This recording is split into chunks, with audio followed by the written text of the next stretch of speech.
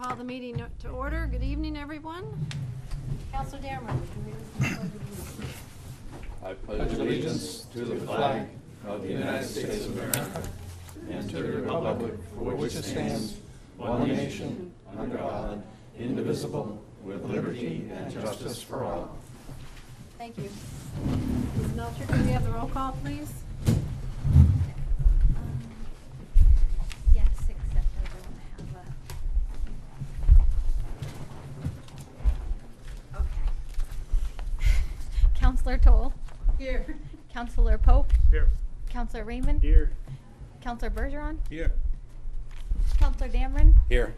Counselor Temple. Yes, here. Counselor Kozlowski. Here. Counselor Simons. Mayor Lovett. Here. Thank you. I printed that and left it on there. I don't see any agenda changes for this evening. But before we go into Citizens Forum, one, we'll hear from the city manager for a few moments, and then right before we go into Citizens Forum, I'm going to need a motion to suspend the rules, because it says on the agenda that you can speak on non-agenda items, but that wouldn't allow people to speak on the budget, so we'll suspend those rules.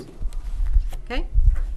So, what I would like to have happen is I'd like to have the city manager, before we open it up to the public, to give us any updates you would like to give us as to any changes that you may have made or not made to the proposed budget that we currently have in our budget books. Thank you, Madam Mayor. The only real proposed change to the budget is after we've met with Southwest Community Services, I do feel it is important to fund the bus line. They have federal funding, as well as surrounding communities have provided funding. I do not want to be the cause of this bus service losing its federal funding and drying up and being unable to provide transportation services altogether. I do believe it is important for Claremont to participate in the bus service. I believe that they are working diligently to improve the bus service to meet the needs of our community. And so after we met with them, it was determined that they can continue the full bus service with only $25,000. We can find $25,000 within the existing budget without putting it on the tax rate. And so that is really the only change to my proposed budget. Okay. Are there any questions from the council with regard to that? No? Thank you, Mr. McNutt. I will take that motion to suspend the rules. I'd like to make a motion to suspend council rule number 22, that's order of business, in regards to citizens forum. I'll second the motion. All right, that motion was made by Councilor Pope and seconded by Assistant Mayor Bergeron. Everyone, do I have to have a roll call for suspending the rules? Yes. Yes. Yes. Could I have a roll call, please?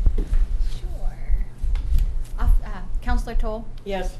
Counselor Pope. Yes. Counselor Raymond. Yes. Counselor Bergeron. Yes. Counselor Dameron. Yes. Counselor Temple. Yes. Counselor Kozlowski. Yes. I'm saying that, It's fine. It took me Sorry. 40 years to figure it out. Counselor Simon. It was a long day. And Mayor Lovett.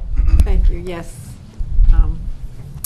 So, Watch racing. having suspended the rules in order for anybody in the public to speak on the agenda item, which is the budget discussion, or any non-agenda items. So, we'll open it up to Citizens Forum. Who would like to go first? Ma'am?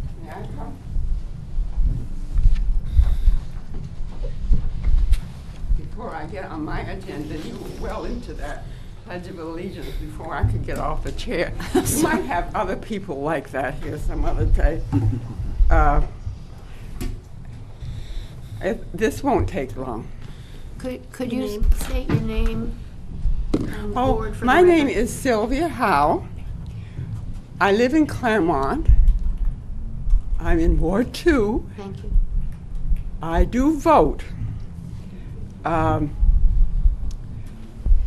my subject is Fisk Free Library.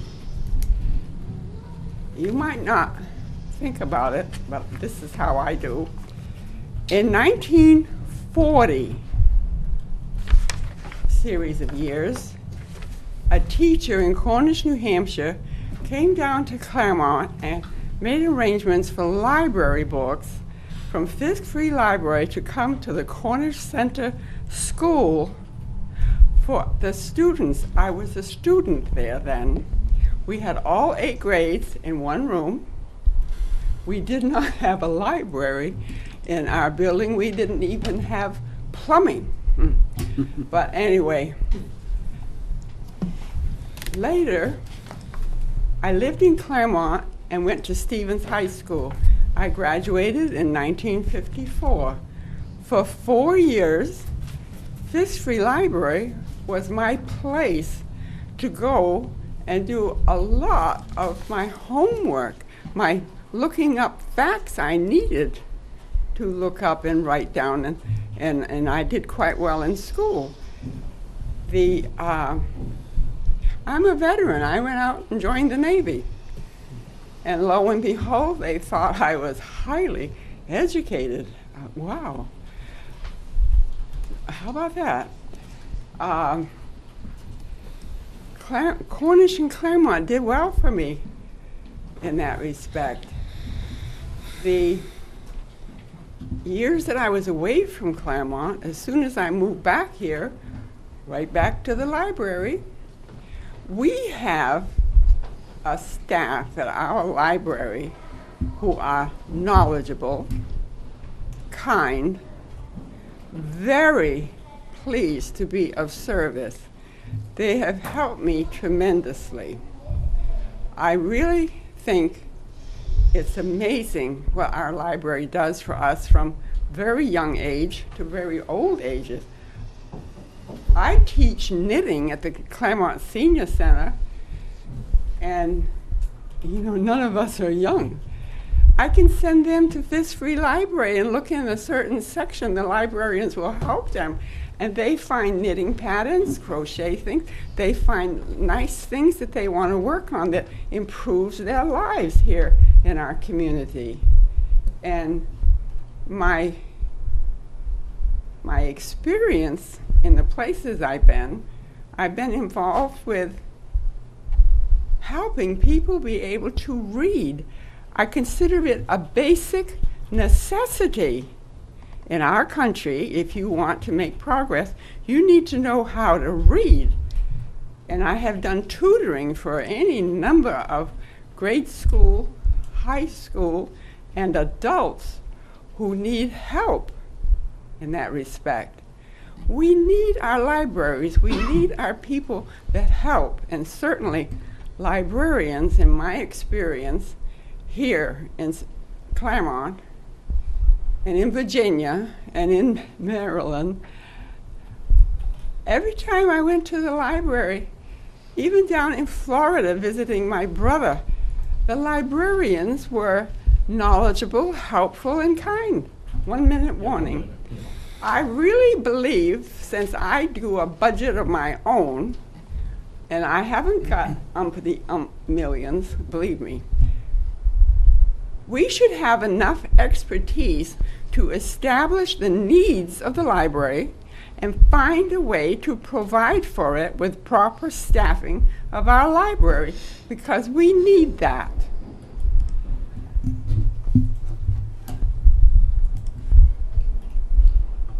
Thank you. Thank you. Thank you, Sylvie. I'm moving, it's just this slow going.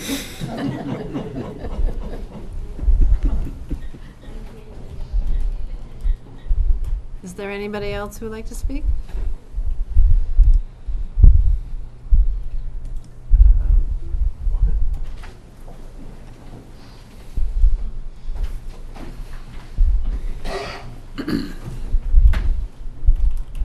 Good evening. My name is Jack Hurley, and I live in Ward 2.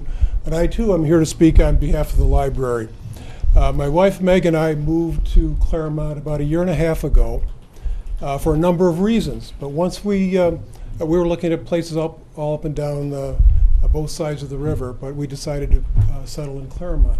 But once we moved here, I realized there was a real gem here, and that's the library. When I've gone into the library, it's such a peaceful place to read, to contemplate in. When I've looked for books that I've read reviews about, I've gone to the library, and very often they've been there. Now, not everybody can afford to buy books on Amazon or bookstores, and I think that's one of the important things about the library. And in addition to finding books that I've been looking for, if I can't find them, the staff in the library has been very helpful in finding those books that I may not have been able to find myself on the stacks, or finding them through other libraries, and very quickly. So that's been a great help to me as somebody who enjoys reading and keeping up on things in the world. So I think it would be a mistake to cut the funds to the library. Now, beyond that, there's been some talk about Claremont transforming Claremont into a center of the arts, and I think the library would fit right into that. Now, there's a room in the library where there's speakers and films. It's not nearly large enough. I would propose that we spend more money on the library and expand it so that we could have, as Newport has a gallery in the library. Also a place where there can be a larger venue for films and speakers. So I think not only would it be a mistake to cut the funds to the library, in my mind, we should be spending more money on the library. Thank you.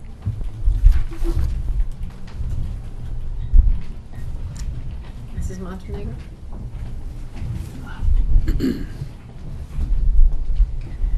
Good evening. I'm Donna Montenegro, Ward 1. I came to speak tonight in support of the library. One of the things that I do when I travel anywhere is visit the town libraries. And I have to say that our library is looking more and more sad every time I go in there. A library is a reflection of a community. Not everybody visits a police station or a fire station, but many people who tour around visit libraries because it is a place to find out about the news. For me, I love looking at magazines. I just love doing that. It's one of the things that, it's one of my favorite things to do. I have learned that the budget for magazines has been cut to 0. Now, I understand that Ryan is trying to do a very good job and try not to raise our taxes, and the city council is working very hard not to raise our taxes. I think that's very important. However, there has to be another way to cut other things, maybe, that people who come to our community and see what we represent see that we are somehow intellectual, that we do have a selection of magazines.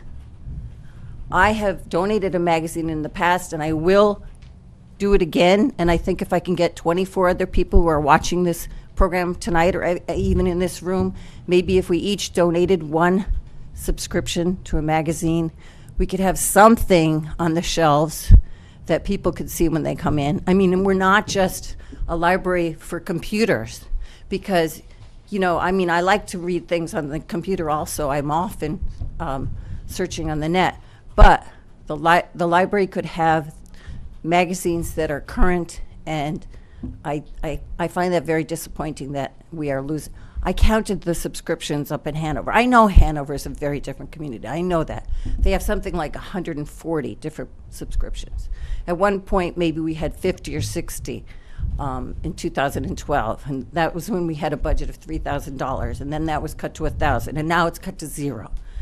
For me, the magazines are important, but for my husband, there's other things, and I have to say, this library, as Jack said, is a gem of a library. It is a Carnegie Endowed library. It is a very special library. And I think that when we go to cut things, the library should not be something that we willy-nilly cut. 2 full-time positions. I mean, how could 2 full-time people operate that library? It's ridiculous to think about. What if one person were out sick or had a disability? I mean, we have to think about that. And I know that other people have spoken in this vein also, and I haven't heard all of their talk, so maybe I'm duplicating some of it, but please consider my request to maintain the library budget. Thank you. Anybody else from the public? Mr. Montenegro?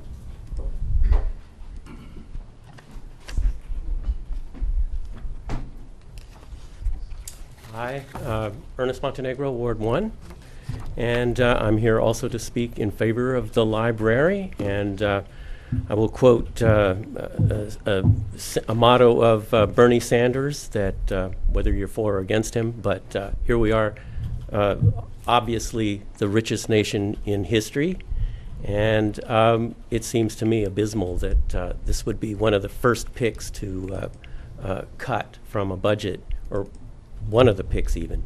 And I would bring up the name of Ben Franklin. I mean, Ben Franklin is like our sort of symbol of freedom and liberty and all that. And the library his philosophical association started in 1731 was something that we should all be proud of, and I think are proud of.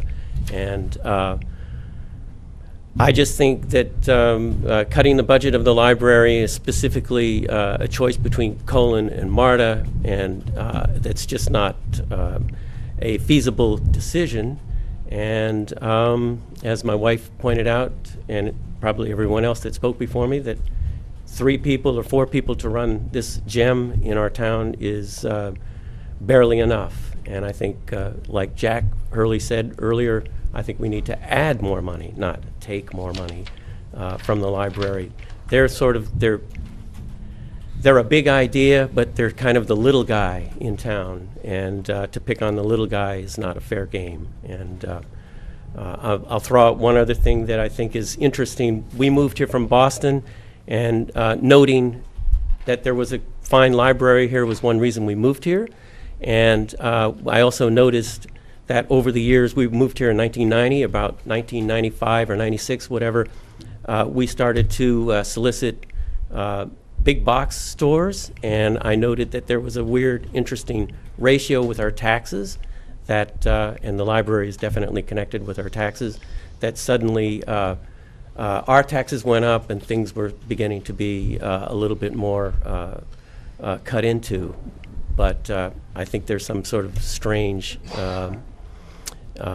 connection. Anyway, be that as it may, thank you. Thank you. Anybody else? Make a point of clarification. Let me hear from everybody, bring it back to the council. I have a couple of things I want to mention too. Sure. And we'll do that. The lady had her hand up. Thank you.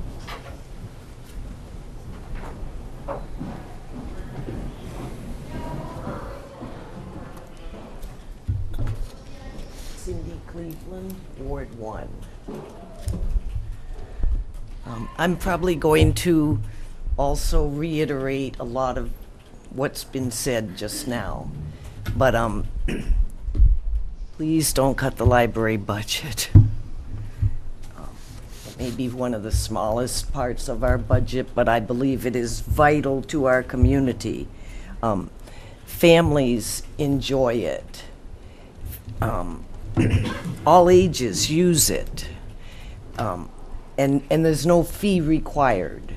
And you don't have to apply for a scholarship to be able to get in and use the services.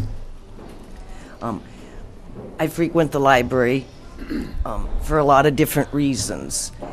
And I'm always pleased when I see the number of people that are there, from little children who can't yet read, but they come in with their mother or their father or their grandparents, and then all the ages in between. All aspects of people from our community use the library. The staff irreplaceable. They work as a team, but each individual is vital to their operation. They won't function as well with a missing link. If you had a baseball team, but you had to cut your right fielder and your first baseman, you wouldn't have much of a team. It wouldn't be very effective. And their knowledge, their expertise, I just think it's irreplaceable. You need a book, they'll get it for you, whether they'll order it or get it from another library. It's just incredible, all the services that they do offer. And also, I too see it as people who are considering coming to live here in Claremont. It is one of the things that they would look at to see if they wanted to live in this community.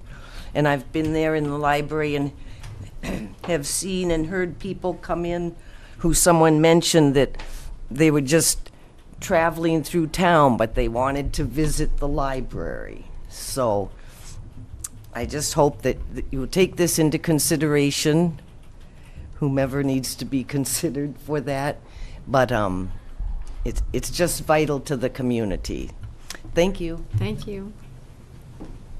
There was a gentleman that wanted to, he had his hand up.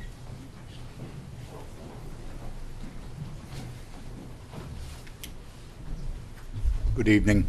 My name is Bob Arcand. I'm a registered voter in Ward 2, Claremont native, and a trustee of the library. I'm here tonight to put a human face on 31% budget cut, 14 cents on the dollar, whatever. I would like to recognize Marta and Colin. Between them, these two employees have given over 60 years of service to this community. You've heard tonight the comments. I do not want to lose these people in this manner. I feel that the cuts will not only devastate the morale and the staff of the library, it will gut the programs, and it will put us behind for years and years to come. Because if you do this, we come back next year and ask for $150,000, you're going to laugh at us. It will take us a long, long time to get back, and in the meantime, the reputation and the services of the library, therefore the reputation and the services of the city, will continue to suffer. I ask that you restore full funding. Thank you very much.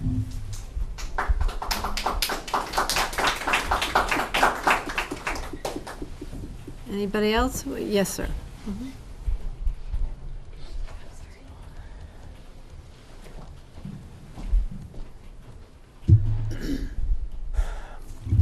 My name is Arthur Vidro, Ward 1. First, forgive my appearance. I'm recovering from oral surgery, and a razor on my jaw is just too painful to consider right now.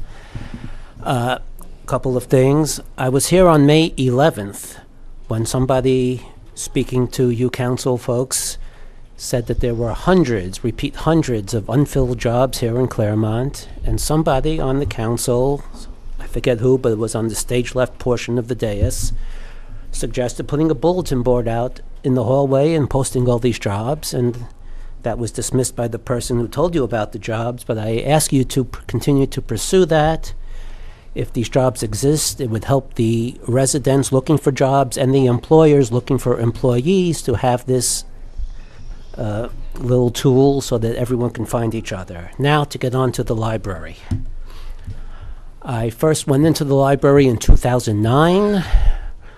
I was a stranger, and one of the librarians, whose job is, let us say, imperiled now, I explained what I needed, and this librarian was experienced and savvy enough to know that the information I needed could be found only in certain volumes in a locked bookcase with locked glass doors. And the librarian unlocked the doors for me and showed me the volumes, and I was able to proceed with my research. That expertise is invaluable, and I want to say it cannot be replaced by any amount of well-meaning volunteers. We heard on May 11th also how volunteerism can practically remedy the loss of librarians, but it won't happen that way. Volunteerism can only go so far, but if we want volunteers at the library, then why not extend it to other branches of the city as well? I know plenty of people who would volunteer to fill the potholes on the streets on which they live if they were provided with the materials. Pretty soon the council will be facing a decision on legal services because of pending retirement. Will the council go for a hiring lawyer or going for somebody who's available just on a per hourly basis? Well, no one is considering going to an all-volunteer basis for city council. Why? Possibly because deep down you know that the services you get would not be up to the task. I ask you to remember that. Thank you. Is there anybody else? Okay. Seeing none, I'll close citizens forum and bring it back to the council. There are a couple of things that I think were said that maybe we need to expound upon. Since it is the city manager's proposed budget, I'll have you take the floor.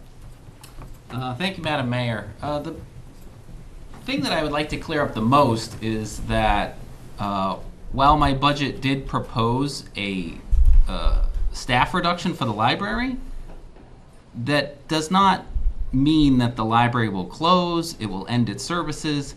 We will still be purchasing $35,000 worth of materials.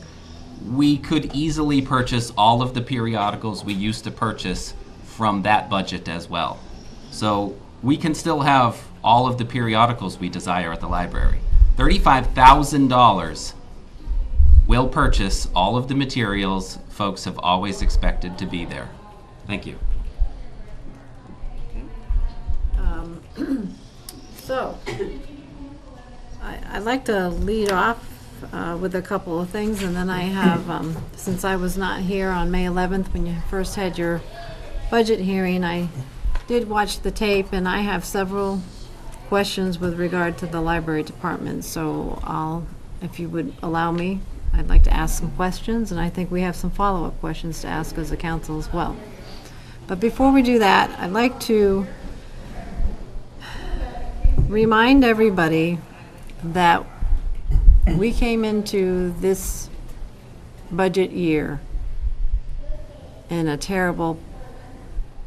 from a terrible place, because we pulled $1.465 million from fund balance for the FY17 budget. Now, what does that mean? That means because $630,000 of that we pulled from fund balance was reoccurring, well, $330,000 was a reoccurring expense, $300,000 was to not increase the tax rate.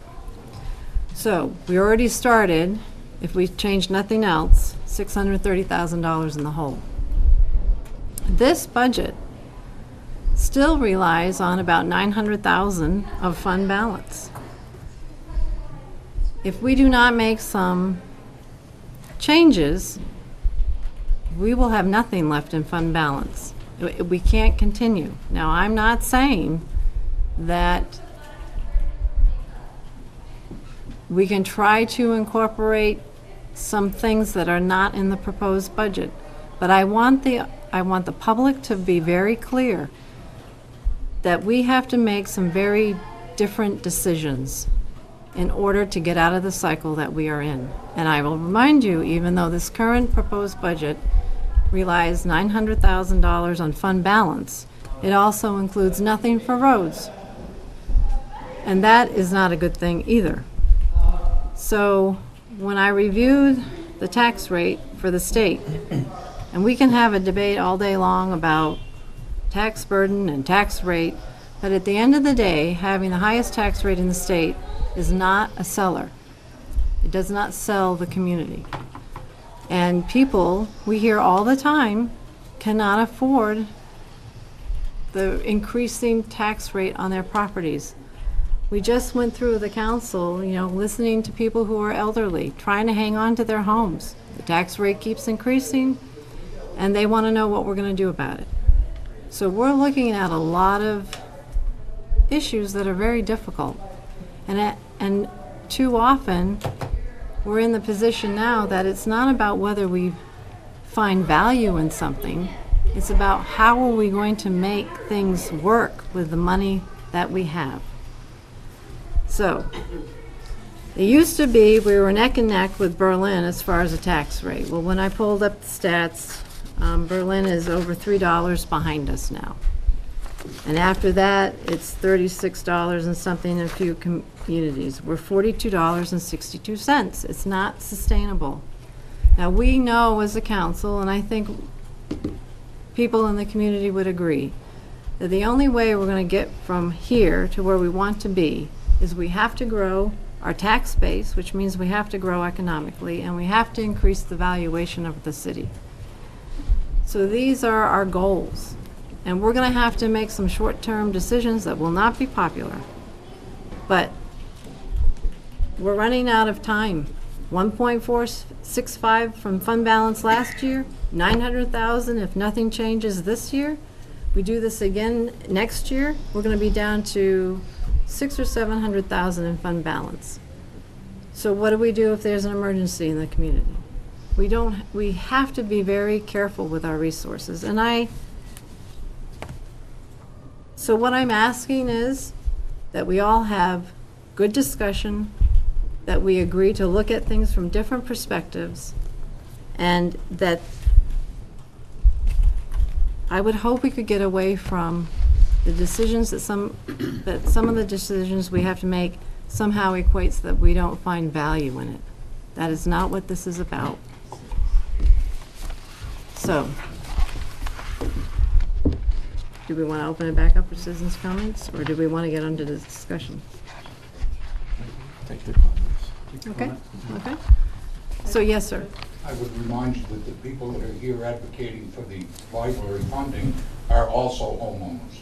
And evidently, they're ready to absorb some sort of an increase. Sir, can you come to the podium? They can't hear you on That's all I TV. really wanted to say. I know, but they can't hear you on TV. Sorry. I would remind the council that the people that are here that are advocating for the restoration of the budget of the library are also homeowners and taxpayers. They're the visible ones. There must be an invisible army out there screaming. There's nobody here advocating to cut the budget. I don't understand. Okay. Thank you. Yes, Mr. McNutt.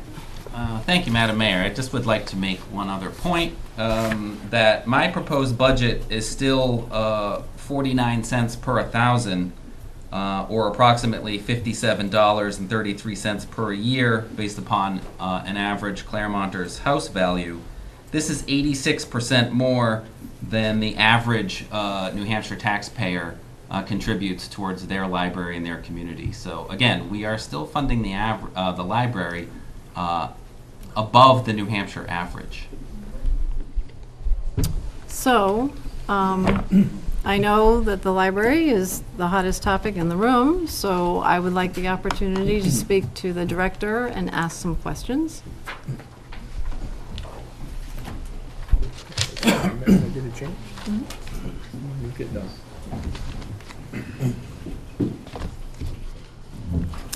Again, I hope that people will understand. I would just like to ask questions and get answers. I'm not making value judgments. I just want to get the information. Thank you.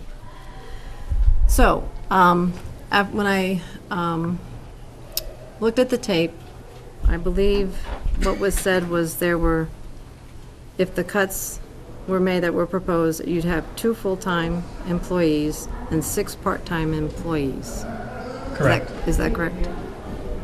So, can somebody tell them to keep it down? Thank you.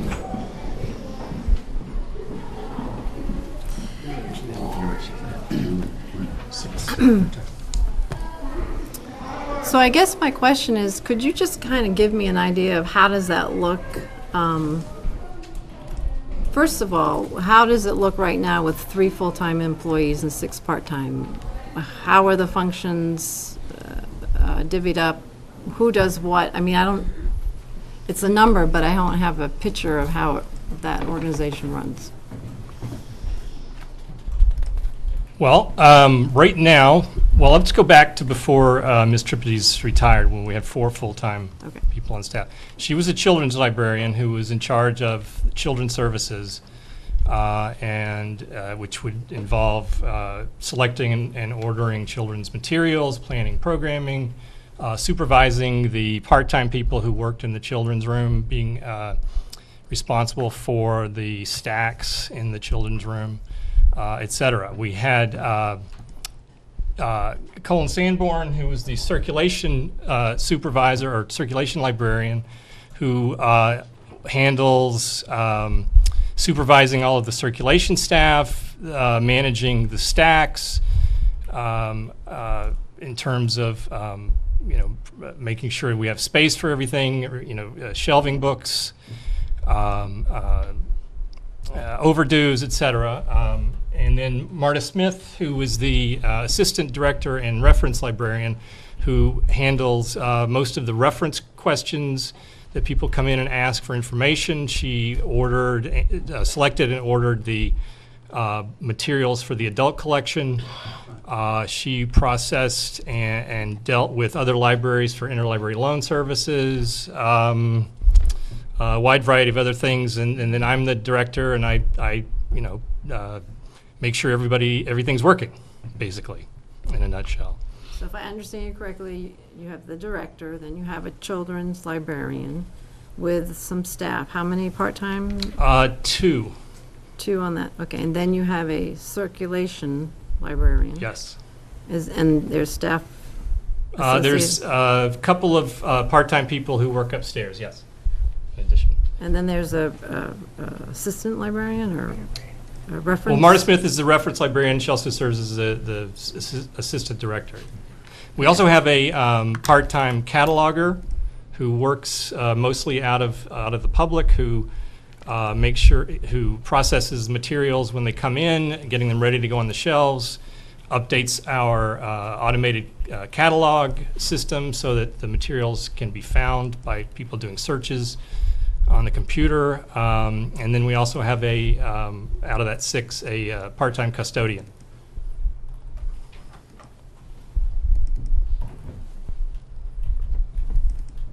Thank you. That helps. And if I understand correctly, for one of those positions to be reinstated, one of the full-time positions, it would be about $79,000. Is that correct? That's what I understand, yes. Okay. All right.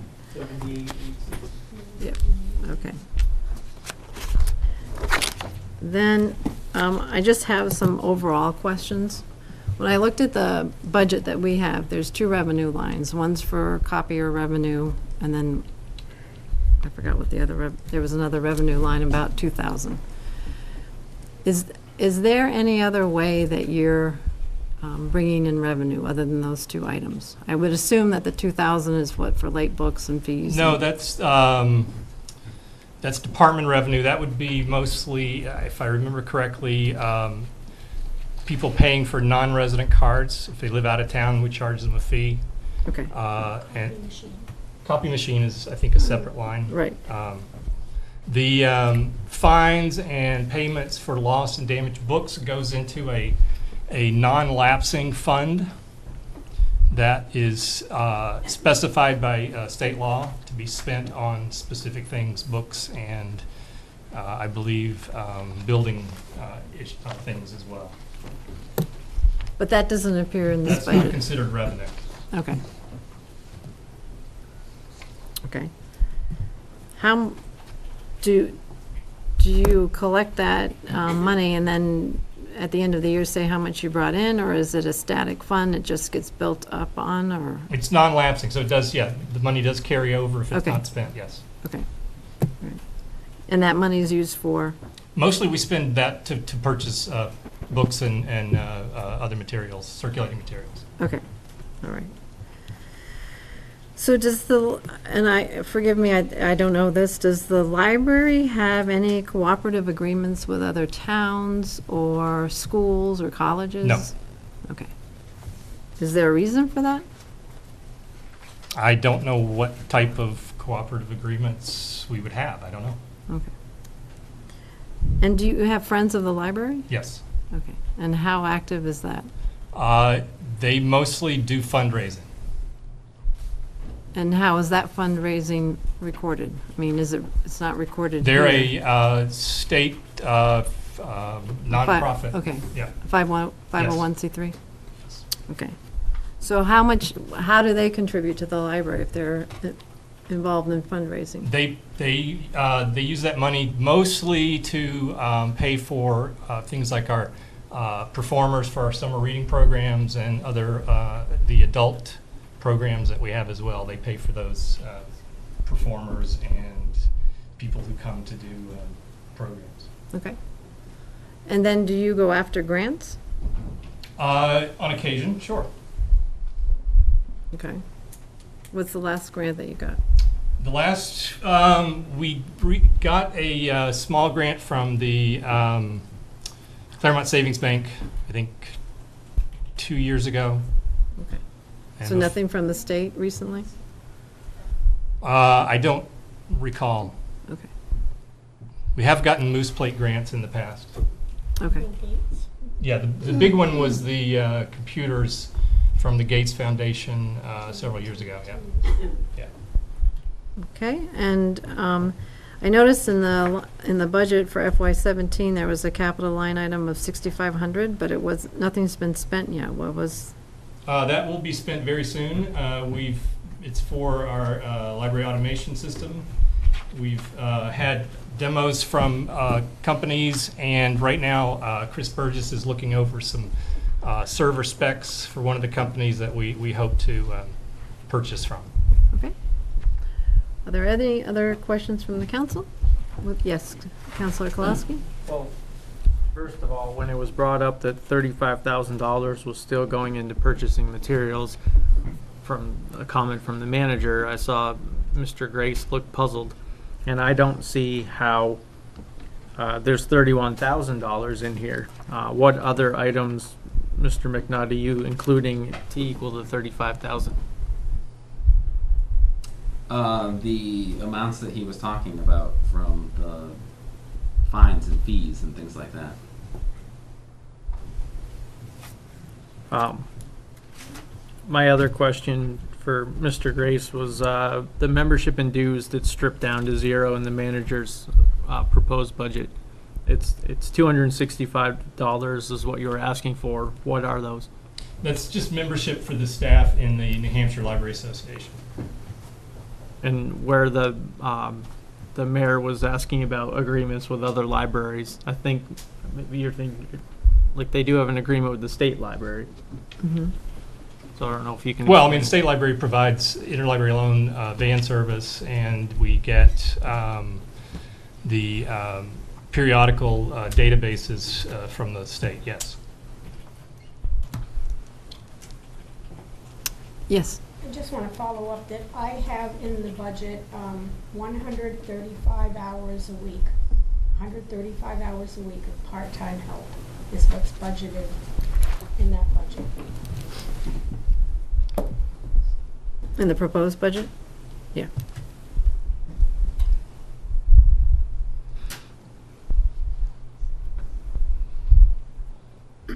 Okay, any other questions? Yes, Councilor Raymond? And how many hours have they used in the past? You don't know what that is? I just know what I budget. So you're budgeting based on what you've used in the past? Okay. Well, if you go to your books. 2015. Yep. Yep. Yeah. See the part-time line. Okay.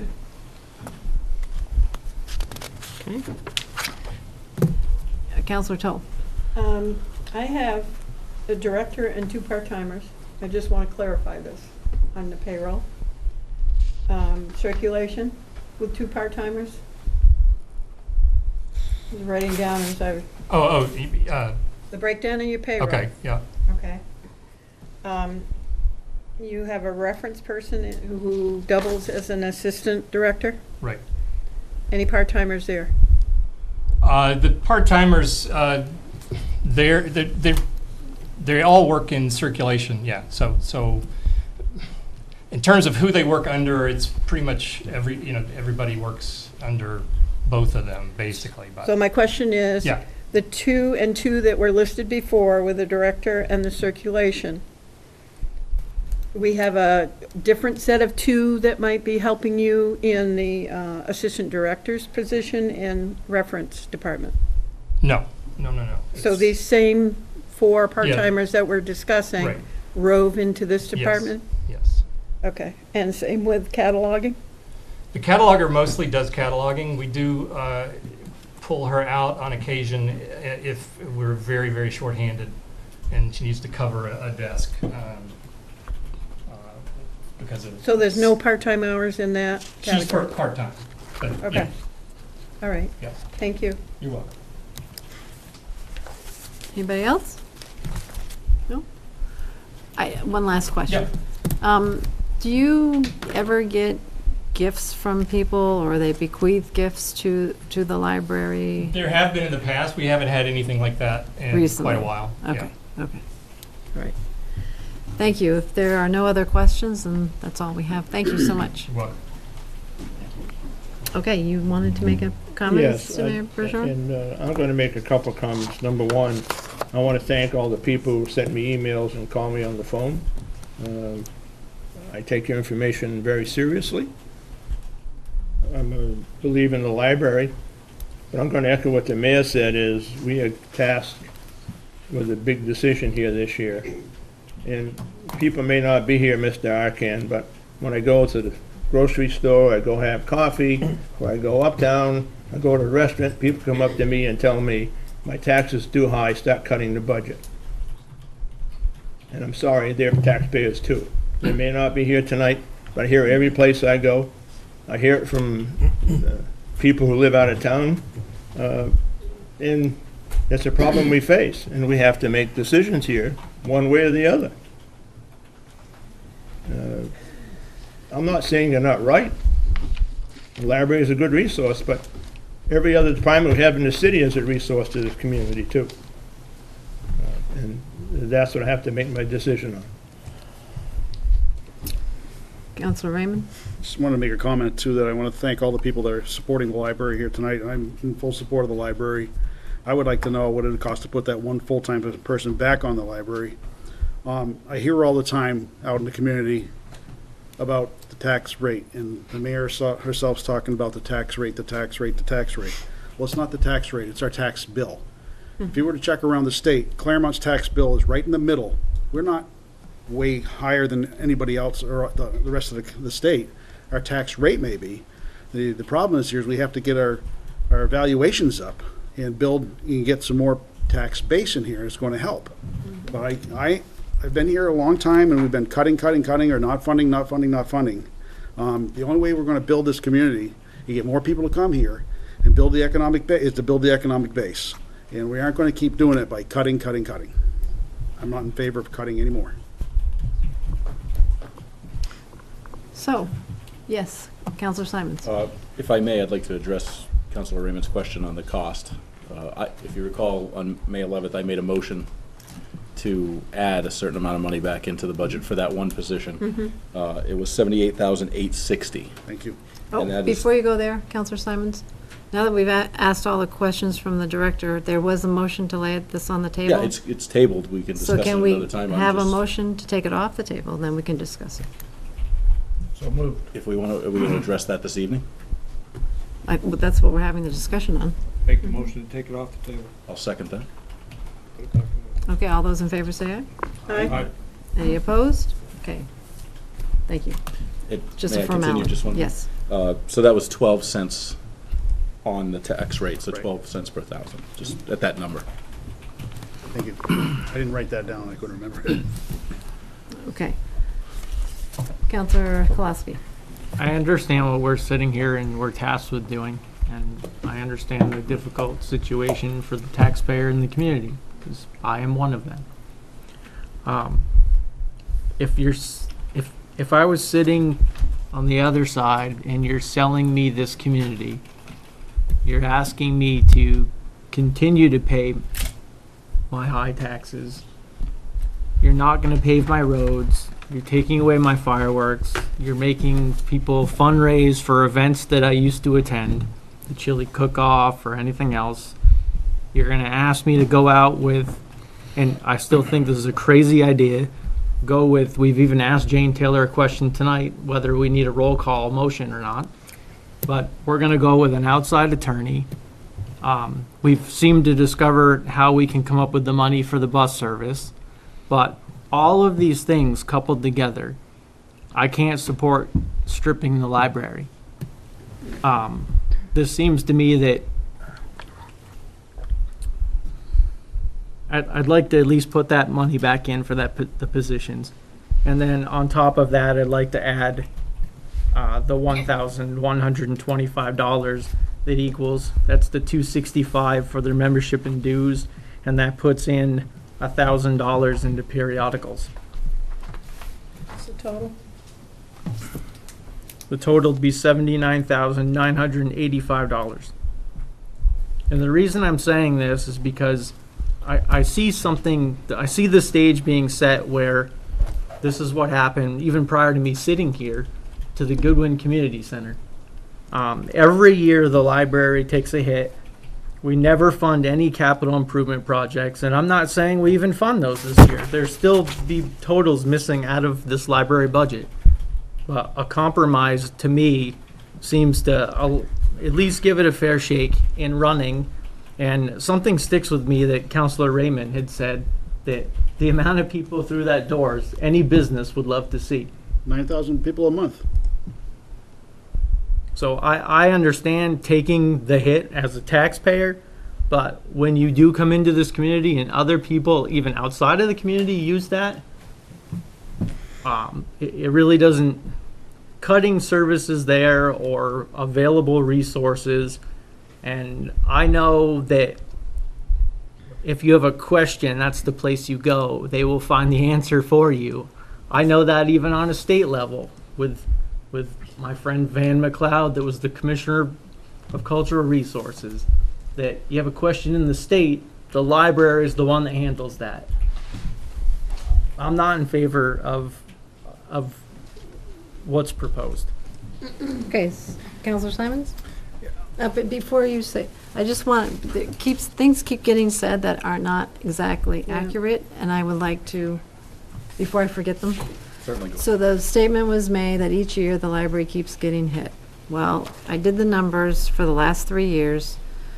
The library, and I backed out any capital projects or encumbrances, just general operating expenses. It's gone up. It was $456,667 in 2015.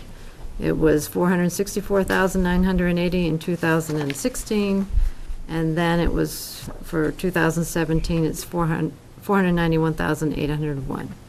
So that part is not accurate. I understand that, but I'm speaking to the capital projects, and that's what I'm saying that happened to the Goodwin Community Center. We don't fund I things. just want to be clear. We don't give them new carpet. I will be an old man by the time new carpet hits that building. Okay, so let's just be careful with what we say. Colonel Simons, right? Counselor Simons, I'm sorry. Take Colonel, whatever. I'd just like to comment again to echo some of the things that have been said here. Obviously, it's known when I made the motion, I support the library. I've always supported the library. I think the library serves a very good purpose for this community. I don't frequent it as often as I'd like, but I know my wife, my daughter are in the library, and I know that I, too, have spoken to a lot of people in the community. Thanks to our local newspaper reporters who report on what we talk about here, I've had people come up to me a lot once we first started talking about the library on May 11th. I had one person hold up his cell phone and say, you know what, we all hold an encyclopedia in our pocket with a Google, but not everyone has that. So the folks that have the ability to be on their computer at home and have the ability to do their own research and even go out and buy their own books probably don't go to the library as often as those folks who don't necessarily have a cell phone or a smartphone or a computer at home. So there are many, many people like that. So many of us may have smartphones, but as I said, this particular individual, that kind of struck me when it came to that, because we do. Everybody that's got a smartphone knows they can Google whatever they want to say. But then it was also reminded to me that from this same person that there are a lot of people in this community that cannot do that. And from the folks that I've spoken to from the library and the phone calls that I've received and the emails that I've received, people have continually said, this is something it's a needed resource in the community. And I have 100% respect for the manager and the goal. And I understand everyone has to take a hit in some way to make the ultimate goal of what we're trying to do here happen. 2 positions bothers me.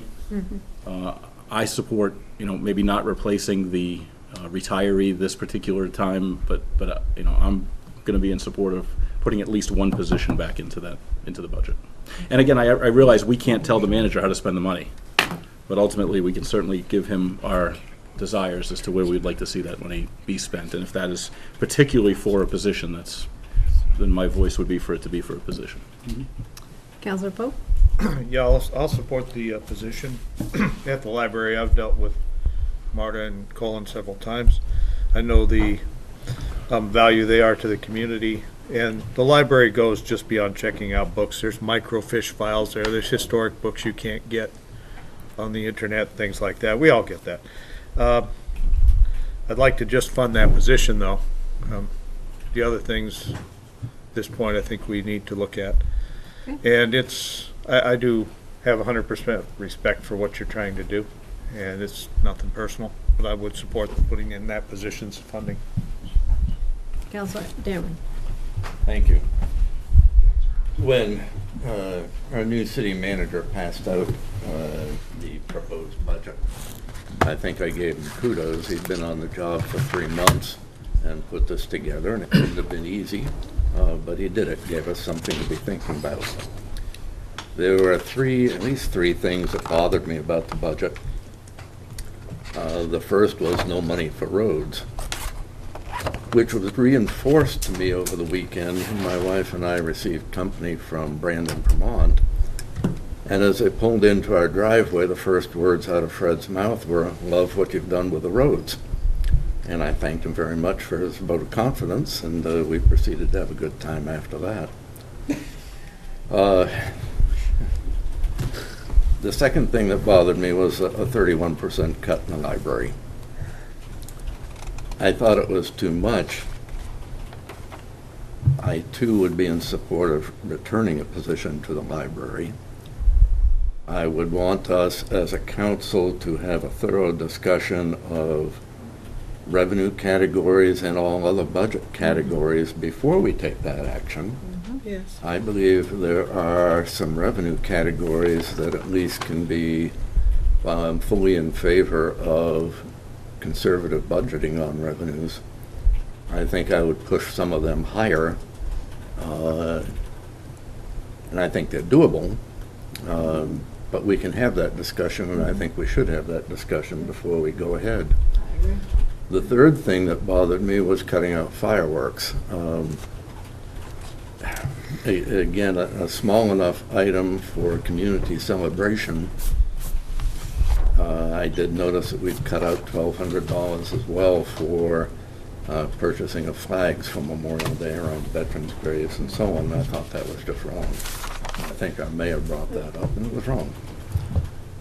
So there's a number of things we need to do. Ultimately, if we beat this budget to death, I will support an addition back to the library, but I would hope we can find enough either cuts or revenue increases or other ways of looking at things to offset whatever the effect is, because the tax rate is important. It's a negative. Councilor Raymond is correct. It's a tax burden. However, most folks out and about, when you flash up the list of tax rates, then you've got to expound on that further to get them to come down to talk about the real issue, which is the tax burden. And that's just something we shouldn't have to be doing at all. So I'm in hopes we can come to a better resolution on this and not take precipitative action on this item yet, without going through the rest of the budget categories first. Right. We're up here to make the decisions. Let's beat the categories to death first. I think, I agree with you, Alan, very much. Our library is very important to this city, always has been. Mm-hmm. So, and that's why I was kind of picking apart the payroll structure to see what was there. But I think the revenue issues really need to be looked at. So I would agree with you. Yeah, something to keep I like the city manager's proposed 6-cent increase. I would have liked 0 better. But on the other hand, some things you just can't punch a pillow that much. Punch it on this side, it comes out over here. You end up fighting with yourself. So ultimately, we're going to have to decide what it is that we feel is right and go from there. So I have a comment to make about that. Months ago, when we first started having joint meetings between the Claremont School Board and the City Council, we had a long discussion and a presentation about the need to hold the line and not increase the tax rate, either side, while we did some work to try to recapture over $100 million in lost valuation and broaden the tax base. And there was consensus among the two governing bodies.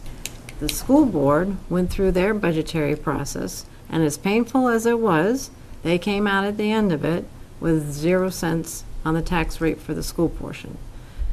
I am asking the council to please remember that conversation, and I do not want to ask another governing body to do something as hard as it was for them that we are not willing to do ourselves. Right. I am looking at no increase on the tax rate. And because that is what I thought we had all agreed to, wasn't a formal vote, but the school board went through the whole process, and they know it's not sustainable. We all know it's not sustainable. But when we lost $100 million in valuation 1 year, and our tax rate went up almost almost $5? Right. It was very close we to have, that bill. and again, people it's fine to not be in favor of of cuts in this budget, but we still have to keep in the forefront of our mind what cuts are even being proposed is still relying on almost $1 million out of fund balance. So I am asking the council to please, when we do talk about these things, if we're going to be in favor of adding in the position, we have got to find somewhere else to take it out. We cannot add. And I, for one, want to ensure that when one half of this city's governing bodies goes through the process and in good faith does the hard work, that we can follow suit. Well said. Yeah, Councilor Dameron. Yeah, and I don't disagree with a word. It'll be hard. Let's beat ourselves up trying to get there.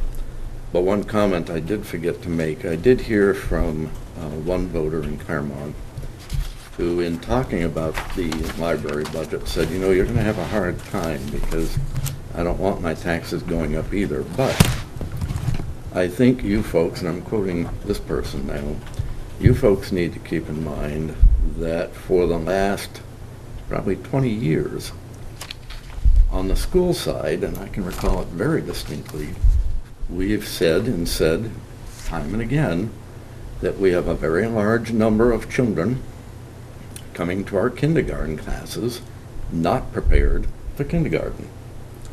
And so let's see, what are you doing? Oh yeah, you're going to take the hatchet to the public library, which, since school libraries aren't open during the summertime, that library is a place where the library is open and perhaps doing things for kids. We've got to be doing a better job within our community in preparing children for kindergarten.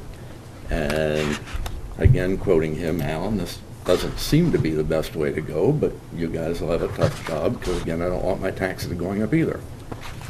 But I think this gentleman's point is correct. We've wrestled with kids not entering kindergarten prepared to benefit from it. And a lot of that comes back to things being done or not done in the home, or opportunities not being available for kids, perhaps during the summertime, as much as they could be. So I think the job of the libraries, both our public library and school libraries, elementary school libraries, I know you folks work, and they work very hard to try to coordinate. I'm not saying you don't. But we've got to find a better way. There just needs to be something that can be done, something that can be offered to get our children ready to go. Okay, if we've talked about this part enough, do you want to just go through the revenues? I mean, I think there's consensus among the council that maybe we can find some. I myself, when I first looked at the book, pages 6 through 11, I thought the estimates were a little too conservative when you have a trend, 3-year trend of going above the proposed amount. So, yes, Councilor Danvers. If I could, I'd like to start with the line item for yield taxes. Yes. I think we talked about this one in one of the earlier meetings. I don't recall the date. It's being proposed at $15,000 with, I believe, so far, with the new numbers you sent around today, Mary, $72,000 collected this year so far, with another month maybe to go, and last year $49,600, albeit the year before it was $4,000. So I know it's highly variable and so on, but my sense is telling me that $15,000 is too conservative. I'd like to propose that number be closer to $25,000, if not $30,000. And what would be the issues if we were to make that proposal? Either Ryan or Mary. I only have an opinion, so you I'll guys take it. make the rules. Last year, we added a total of $82,000 with revenues over expenses, a total on a almost $17 million budget. I don't think the revenues are that overstated in a lot of areas, and in September when I send in the MS4, it upgrades whatever revenues I have as of that day. So usually what happens is I try to cover what I actually told you that tax rate was going to be, because the MS1 may not be full assessed value like it is running right now, and there may be other things. So these numbers get adjusted after September 1st when we have to send in the final reports to DRA. But you're depending on upping a budget or balancing it with revenues where my bottom line overages was $82,000. That's not very much on a $16 million, almost $17 million budget. Mm-hmm. But the year before was 600,000, correct? And that was because we had a lot of departments that didn't spend their expense side. But the net going into fund balance last year was 82,000 something. Wasn't a lot of money. $82,469. Mm-hmm. So you can play around with any of these numbers. They are what they are, and if they aren't coming in tracking that times the budget's going to go up anyway. It just won't be what I'm telling you I'm projecting it to be. So this is one of the numbers that when you provide the estimate of revised estimated numbers, this would be a number that would change or could change from September. That's right. And some of this money that you're seeing in that report right now is some of the city's money that goes to the forestry fund, because that has to be transferred to that capital reserve, which we do at year end. And I don't know what that number exactly is right now, but like I said, I mean, you know, you can pick any number you want out of the hat. I'm just trying to, you know, if I started having $500,000 in excess revenue every year, then I might say to you, you know what, I'm really overestimating or underestimating our revenues. But there hasn't been that much of a change. Usually if there's excess money, it might be because of the sale of city property, which I never budget money for, and if we get it, then, you know, yay. But interest on the taxes that people pay in, you know, those are something else, is that, you know, that's economy driven, whether people get caught up on their taxes or let them go into liens. And pay that exorbitant amount of interest, so. Okay. What was the drop into fund balance for 2014? 15 was about 600, 16 was about 82. You ask other questions and I'll look up audit reports and let you know. Okay, did you want to go further? You're I'm done good? on that. Okay. Can I just yes. make one quick point? So, as somebody who reads a lot myself, believe me, I did not want to make these cuts to the library. I didn't want to make many of the cuts I had to make in reducing the budget by $622,000. But we need to cut and grow at the same time. That is the position we are in. We are being squeezed from both ends. And there cannot be any sacred cows in the budget whatsoever. The more sacred cows we create, the more choice limiting actions we're putting on ourselves to make sure that we have the most efficient organizations running in the city that are constantly being innovative. Complacency should be our enemy always. So this budget is painful, as by design. And next year's budget may also be painful. I did not intend for that pain to come from the library. This was their year to face more pain.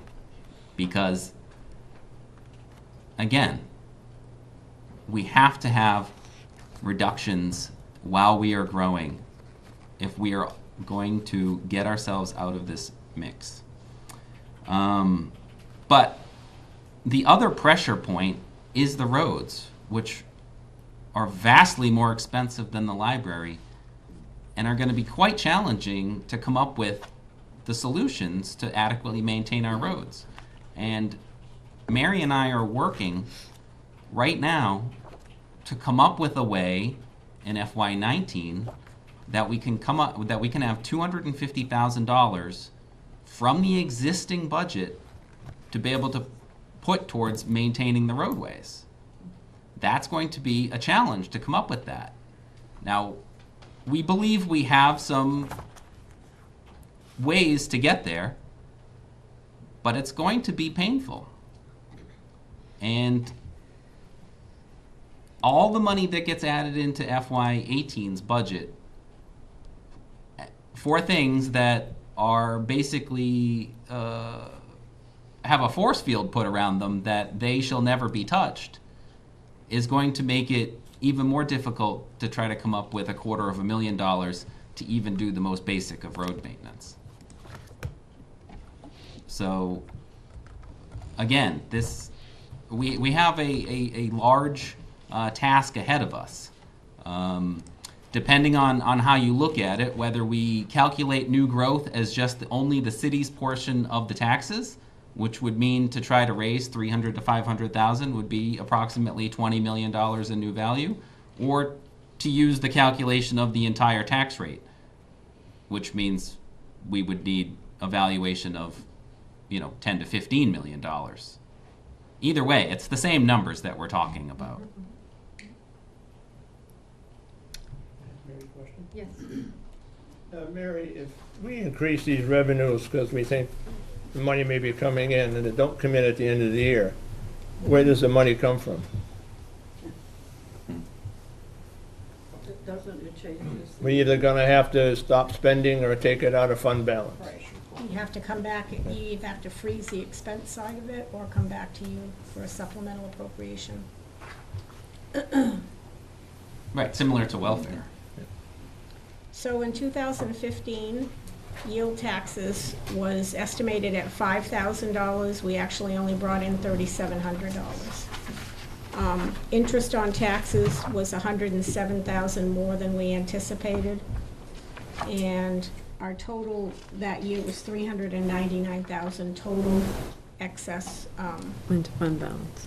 Yeah, into fund balance. So it was the difference between expenses that weren't spent in excess revenue.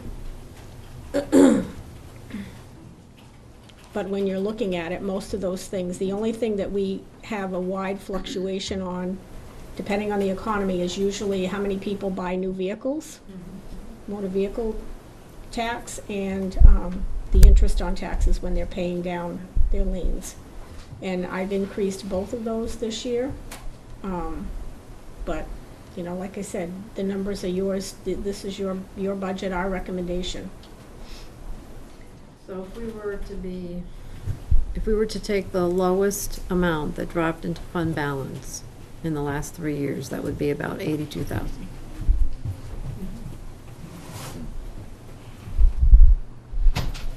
So we could err on the side of,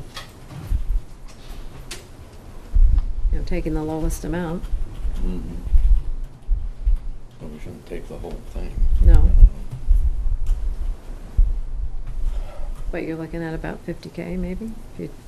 I was looking at less than that. 40? Really. Yeah, I was looking at 25 at the most, because while I do believe some of these numbers are low, I do agree with what Mary's saying, that you gotta be real careful on how you budget revenues.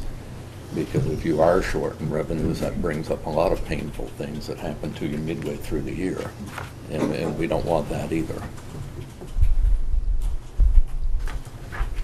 So we could change the revenue amounts, and then, once the real numbers come in at whatever point in time. They'd be changed again. Right, but then you can make decisions like, do we go ahead and fund fireworks, because you have to order the fireworks in January for July. You know, you keep the fireworks part of it out for now. And then reassess once those real numbers come in, right? Right. You could do that. I think so. Yep, I'd be in favor of that. So, I mean, I think unless anybody has anything else to say about revenues, we understand the pitfalls, and we understand where, you know, how Mary came to these, Ms. Walters came to these numbers. That we'll not know until October. Is that what you're thinking, Ms. Walter? The real numbers, October. So we can make a commitment as a council to, once we have the final numbers, then we can make some decisions then too, right? Okay, just one question. I know for the revised revenues for the school district, they were accepted with the superintendent's signature. Do you have to come back before the council before submitting that form? I didn't believe you did. Okay. So, I think since we've delved this far into it, could you come back to the council before that form is submitted, so that we would know what has changed and what hasn't changed? Yeah, I just want to let you guys know, though, that I've already taken and increased those revenues by $50,000. So if you're looking at a low ball of 82,000, I've increased them by 50 in those 2 lines alone. Okay.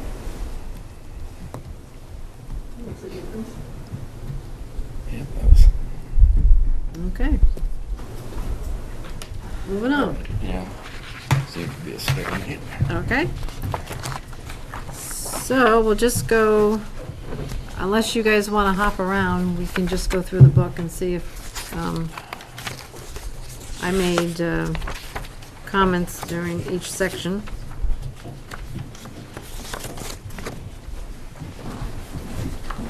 Did anybody see any changes to Policy Executive Council? Pages 12 and 13. I did. Yes, Councilor Dameron. Yeah, I guess it would be all on page 13. And again, just looking back at history, and these are small amounts, but I'm hoping after we go through all the budget pages, it may amount to something a little more significant. Okay. But office supplies, I thought that could be reduced by 1,000. The line item for books and periodicals, I thought that could be reduced by 1,000. And property maintenance could be reduced by 3,000. And again, that's just simply looking back at past numbers. So office supplies to 1. So and I You know you just- can't cut line Right. items. I'm gonna get down to a bottom line Right. of proposing. You have to understand why. Yeah.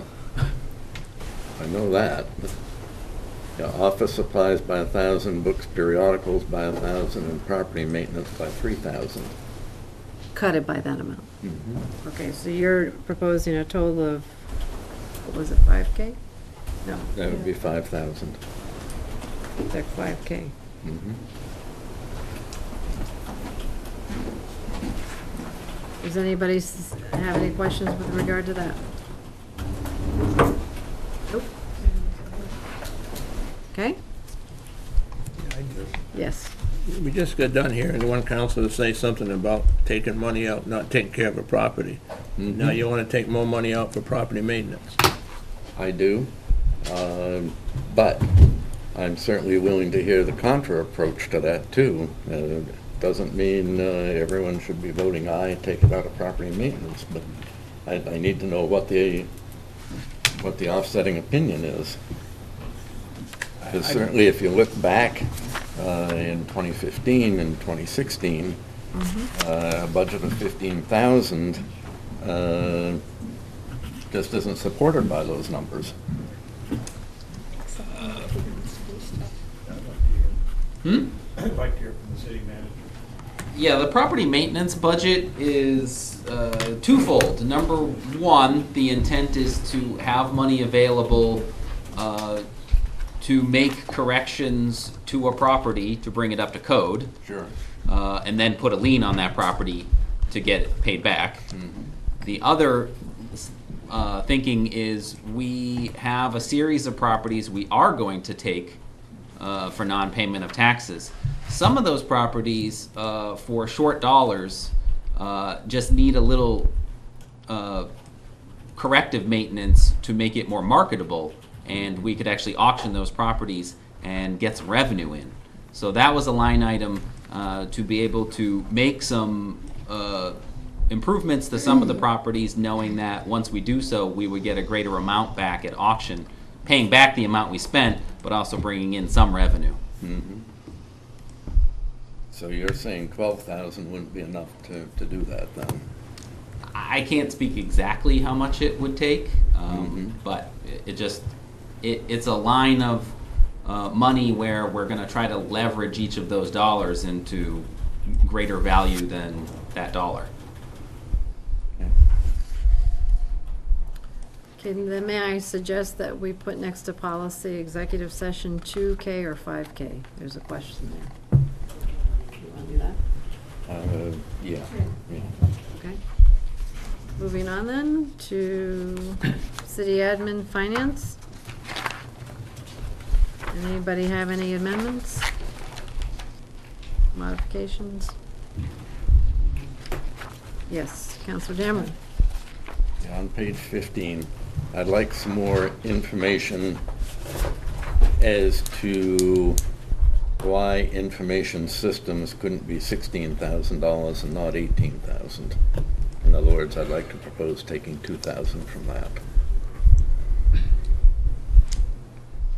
Right now, they've got contracts that they deal with Laserfish, our backup executive system, we have Dameware remote support, general code stuff, Laserfish, and those add up to a lot of the money, and there's $10,000 in there for our supplies for information system. So they're supplying the whole city out of this budget, information systems, IT. The only thing that comes out of the other budget is the actual purchasing of the computers and servers. But all the maintenance and backups and everything else they do comes out of this budget. So in your request for $21,000, you had figured that the cost for all of those items you just went through would be closer to $21,000. Right. So why did the city manager cut it by $3,000? Because they asked us to cut 5% out of what we had currently, and there wasn't we're just gonna have to do without. If something breaks down, we'll be using used parts off another computer. Which couldn't be done with another $2,000 cut? We've already taken 3,000 out of it, so. Oh, I know. You know, But the overall cut of this proposed budget for city administration is about 1% decrease. Yep, it's because there's 5 budgets total that I deal with, so the 5% came out of all 5 budgets.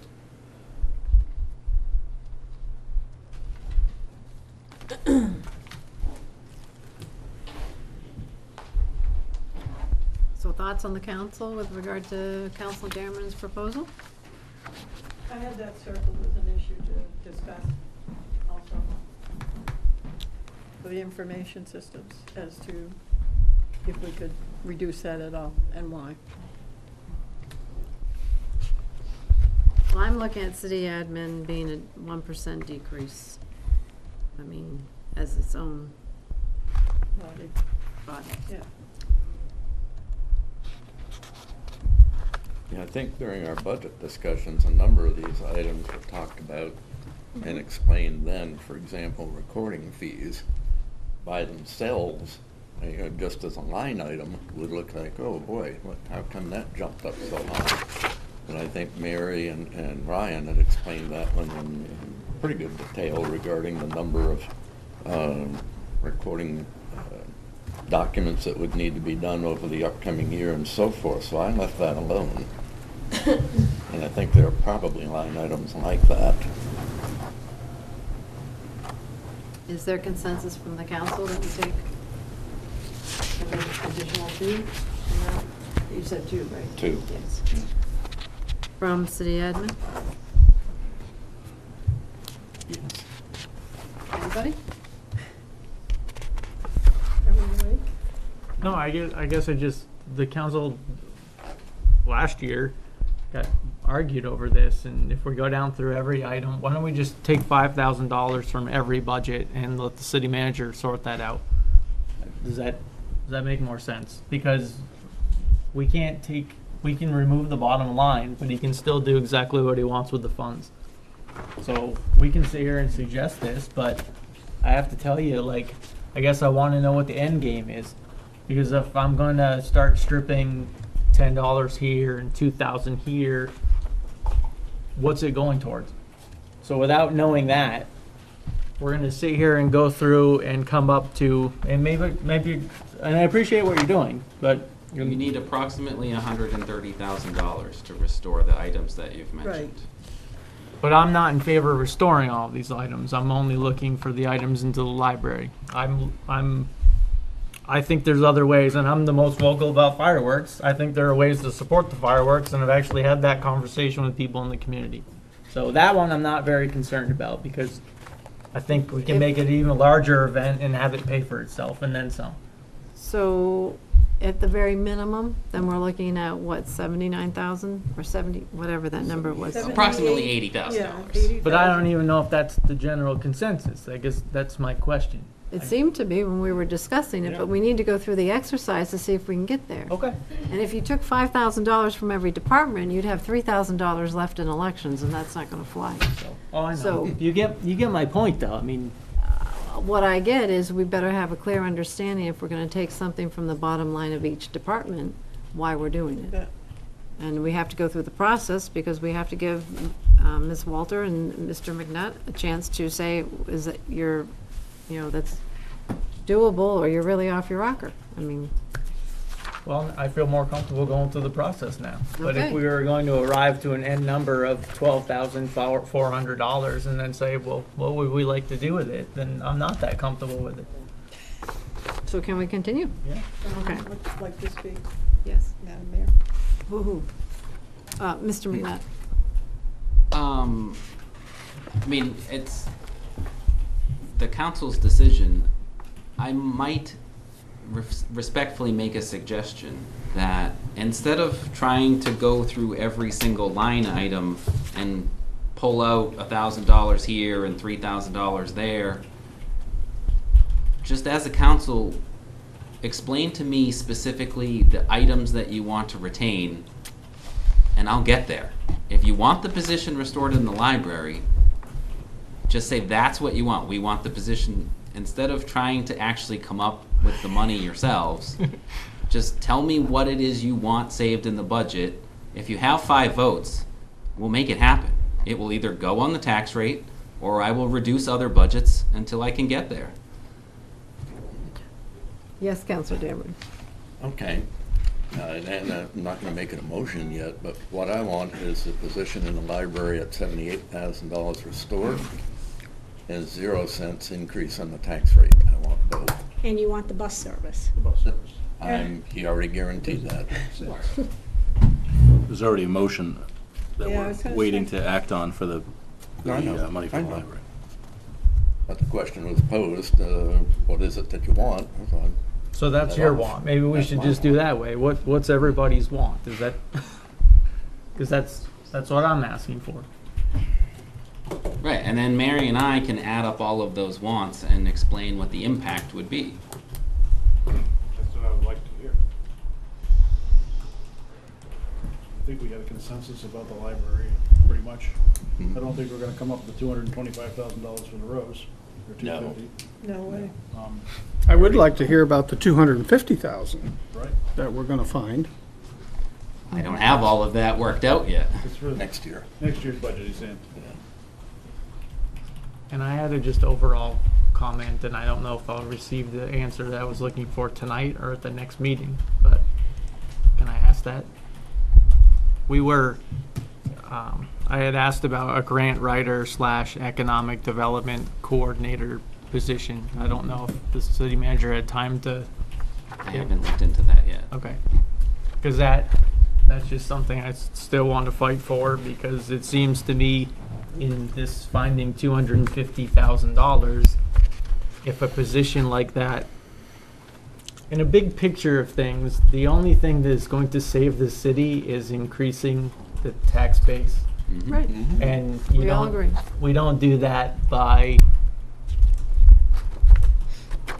supporting the planning office, the real estate office. They're the ones that are going to make that happen. And I appreciate the city manager is going to put that hat on and go chase people down to move into the community. And I'm sure he can work on that. But there are other steps that have to happen, and including keeping the current businesses happy.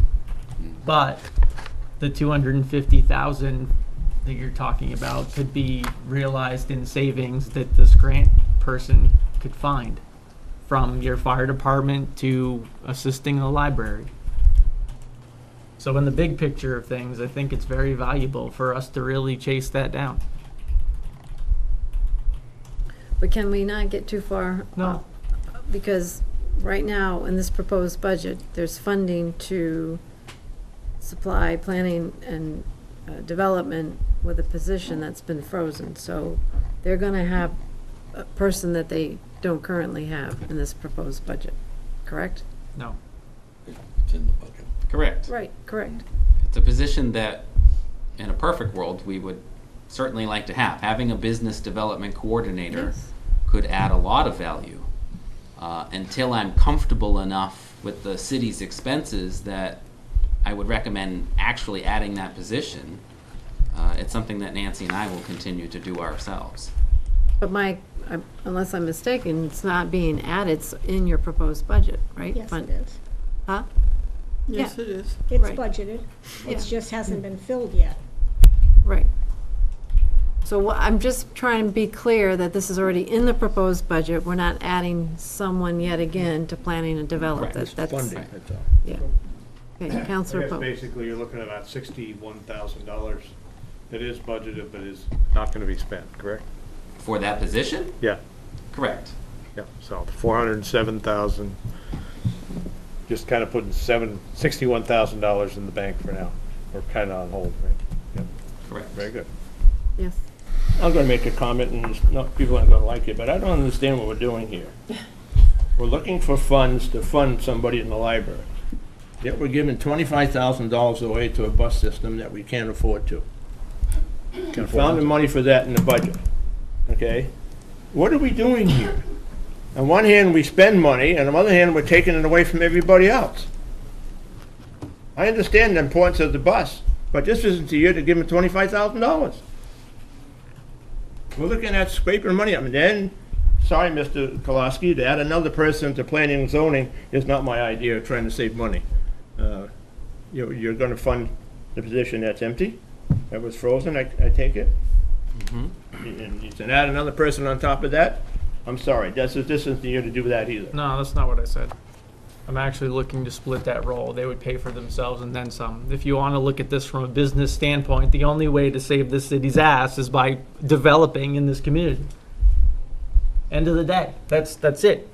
New increased tax base. Or keep stripping it down. Keep stripping it down. There are going to be people leaving the community just based on cuts that we're forced to make now.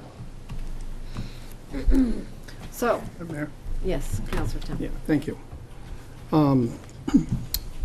I had asked Director Merrill about making sure that her department, Planning and Economic Development Office, with what she proposed and what you had proposed, was supportive of how you're going to raise $20 million in valuation.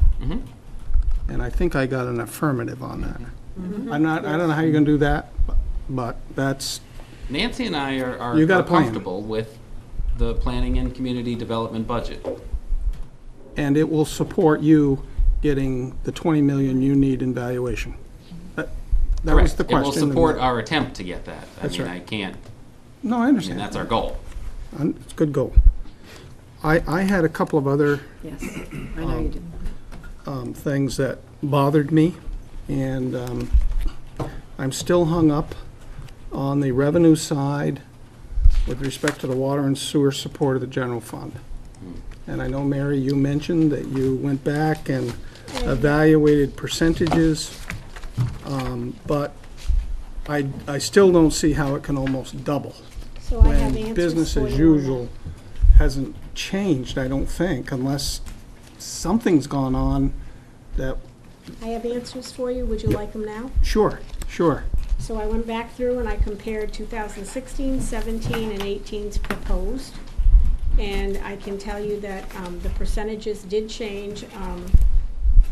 Right now, we are charging 41 hours a year, 2 hours a week, 4 hours a week. I mean, these are people that are doing water and sewer work, but that's what it calculates into, that they're spending about 4 hours a week more than they are, or what they're being charged in 4 hours a week. The most that went up is my accounts payable person who also does payroll, who went up to 15% from 10. And that is 312 hours a year. The one that went up the most was a 206% increase in legal, because right now we have, we were charging 5% of Jane's salary and benefits to water and sewer. And now we're gonna have outside counsel, so there's still 5% of that salary, but it's now at a much higher rate. So that increase is 206%, going from $14,500 to $30,000 a year. Okay. Everybody heard that? I know, Nick, you're trying to salvage a lawyer, and Mary's saying that water and sewer, I guess, is going way up It's gonna fund $30,000, on the legal part of it. and they were funding $14,500. Okay. The other thing that bothers me a lot is the $900,000 out of fund balance. We've beat that up. I don't know how much, or if we can do that again another year, but, which leads me to when Director Sweet was here, I asked specifically about the culverts at Whitewater, thinking that, in my mind, and I know he's running the department, that's fine, but in my mind, the $220,000 to replace that culvert with one house, we got to look at something different. And I'd like, What page are you on? I'm on page 38 in the highway budget, Okay. 441 account. And I just, I'm just having personally a hard time with that number, and I know that affects what comes out of fund balance. Because I think we said the culvert work was going to come from fund balance. I think the two culverts. And when I queried Director Sweet a little bit about that, well, if I don't spend it on Whitewater, I'll spend it somewhere else. And so I'm not even sure if that's been... Anyway, Mr. McNutt, I'm concerned about $220,000 for a culvert. And I tried to express that earlier. The same on the East Street culvert. It just seems to me that that's an awful lot of money to repair a culvert under East Street. So, and those affect snatching money out of fund balance, which bothers me a lot. But there's a couple of other things just in general terms. We settled a police department contract with a 633 and a potential bonus signing thing. So we know for the next 3 years anyway what the salary or wages are going to go up over there. And I don't know if 3% is the right number, because some people may get training and get some other benefit out of that. That bothers me a little bit. We've talked about you've got a tentative agreement, I guess, with DPW for nothing, 0%. No, that's signed. That's a done deal. It's signed and it's a done deal. And then when I look into, again, and Mary, you explained this briefly, but when we look at regular pay for the streets and roads, it's up by 29 grand. In previous contracts, they were able to get a schedule of step increases, and that persists in the contract. We were not able to get that language.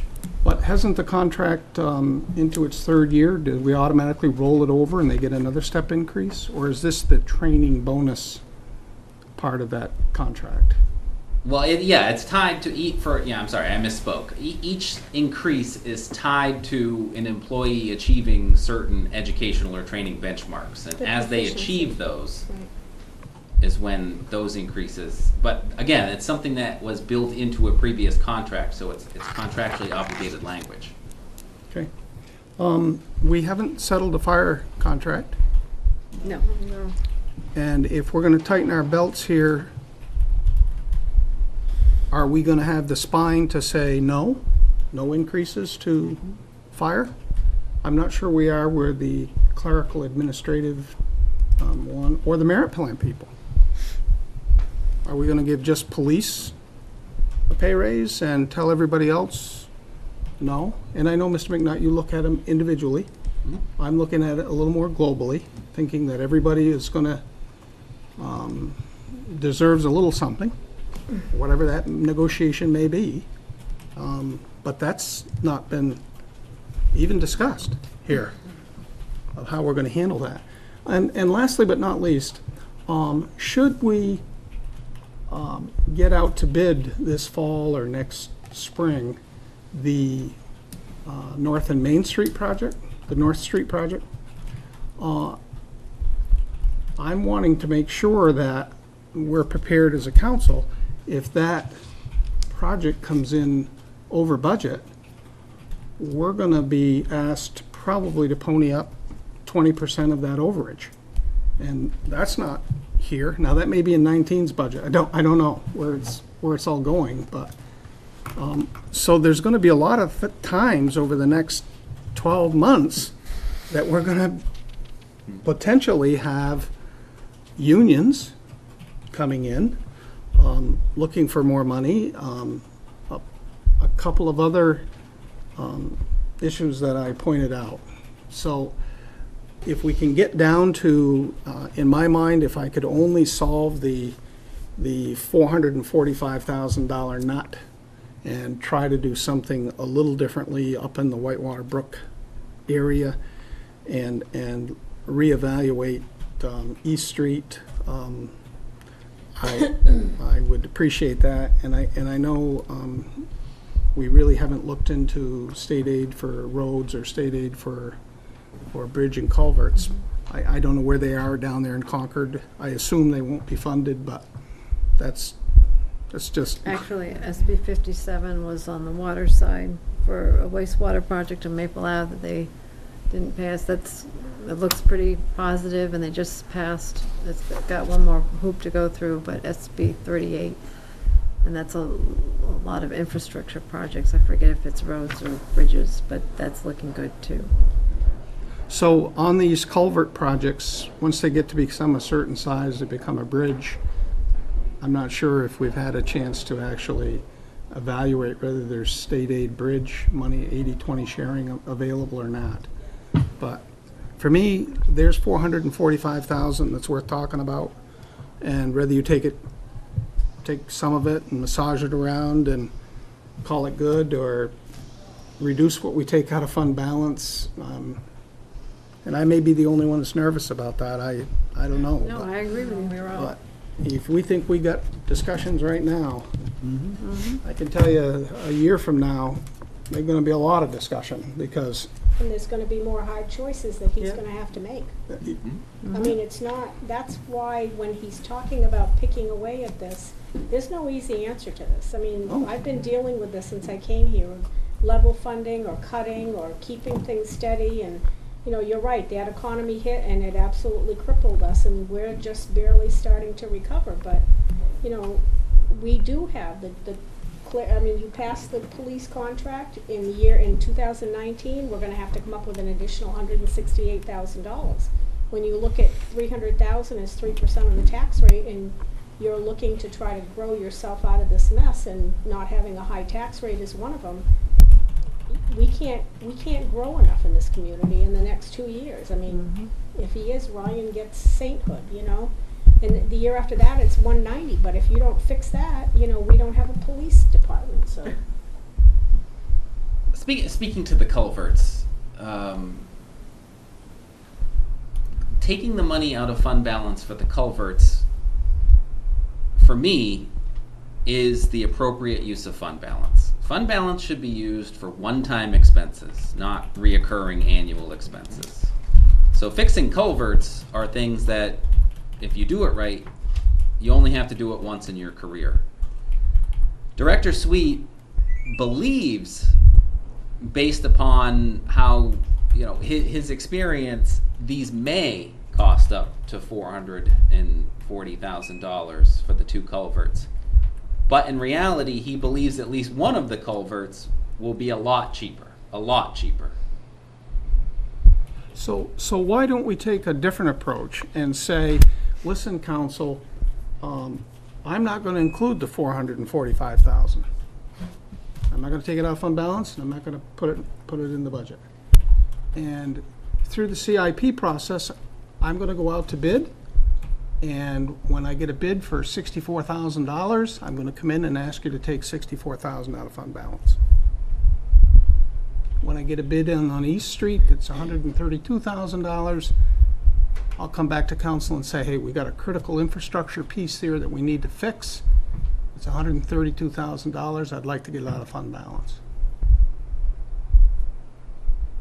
We could do that. I mean, that's just a whole different process. But when Councilor Bergeron and others know that, you know, we've got bus, we've got library, we got fireworks, we got flags, we got all kinds of things. But when it really comes to it, there's $445,000 that either we're going to fund CIP or not. And remember when I asked about 2 budgets? 2 budgets, because I said we need something for operations, we need something for CIP, and CIP comes through the planning board and the process set up by the state. It's vetted, it's approved. Either the council funds it or they don't fund it. Councilor Damon? Yeah, and we are where we are now. It's interesting. My point and purpose in going through departments was to try and identify budget money that could be diverted to fund as much as possible a library position. All I came up with was 21 grand. However, one of the big questions, my last item was the streets and roads budget, page 38, culverts. Bracket, need Bruce to chime in with way around the culverts.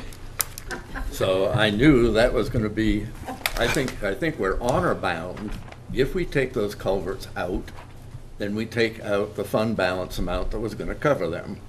And we end up with no change in the tax rate as proposed, which is fine. That's a cleaner way to go about it. I'm certainly in favor of that, and would have no problem in Director Sweet coming back before the council to request what he needs. Just for everyone's benefit, it wouldn't change any of the other things we're trying to get at, but it would remove that uncertainty from being a set amount within our budget. True. Councilor Pope. Just looking back at my notes, and Director Sweet had actually said regarding the Whitewater Brook or Whitewater Reservoir culvert that he thought it would be $50,000 to $75,000 to replace that rather than the $220,000. Right. So he was pretty confident on that. Just wanted to make that comment. So that's at least one thing. I do like Mr. Temple's approach of doing the CIP situation, though. That's been done that way before when some situations had to occur. So I support that. Well, there's a caveat to that. Understand. And the caveat is, we vote on operational to make things happen, but then you never do projects because CIP is set aside for capital improvement, and it's very easy to say no. And I know the other side of that coin, and I respect that. It's just, I'd be willing to try it for the 1 year. I think it's going to help us to get more accurate. I agree. More accuracy, at least in these two situations. I will say one other thing, though. The city manager did mention, tell us what you want, and he'll either make way for things to happen and such. And Assistant Mayor Bergeron has always said that we can tell him whatever line items we want to cut from. It's up to him to figure out the final budget. And so I'm going to ask a straight up question. There's been a consensus on the council to keep the library position. And so I'm going to ask for the two scenarios. What would it take to do that if you kept the tax rate at the proposed increase you had? What was it, 4 or 6 cents? 6 cents. And what would that be additional on the tax rate? And I also realize we have one more meeting for the public. That is June 14th. That is the final public hearing and budget vote. We don't have to make that decision tonight. It would be comfortable, but I think that it would be informative, and that could be at least released before that meeting so that people would get their final information correct, and for the final hearing we could make our final decision at that point. We'd hear from probably several more people, or maybe not. So I'd like to have that information. I guess what I think the city manager might need, though, is I need to have an understanding from the council members. Are you comfortable with any increase on the tax rate? Well, we started a budget with a 4 cent. I'm talking 0. Cents increase. Not the proposed I 4 think cents. that's a discussion that the council needs to have. The presented budget had a 6 cent increase. So we're asking for the third situation for 0 cents. What do we do there? I mean, we're almost back to start. He presented a budget with 6 cents. We've been working with that budget. Yeah, but it's in our authority to modify it. It is, and that's the decision I think the entire council needs to make. So That's why I'm asking the question. Yes. Yeah, I'll reiterate that my goal, regrettably giving up roads, which really hurts, but my goal is that I want the position restored in the library, and I want no increase in the tax rate. Now, to solve that Herculean dilemma, and Mr. City Manager, there you are. Councilor Pope? what was our increase last year, Mary? Nothing. What was our increase the year before? I can tell you, I mean, I haven't, It was 0 last I year. have way too many numbers in my head, Scott, but I do keep all the tax rate history. And even the year before? 11, 14, and 15, you're looking for. But that's not what matters. I keep bringing you back to, it's the fund balance reliance. I understand. Right, that was the part that I need a little bit of clarity. If we're not taking the money out for the culverts, and we're just gonna have Director Sweet come back on each culvert and present the actual dollar figure. That will still come from fund balance.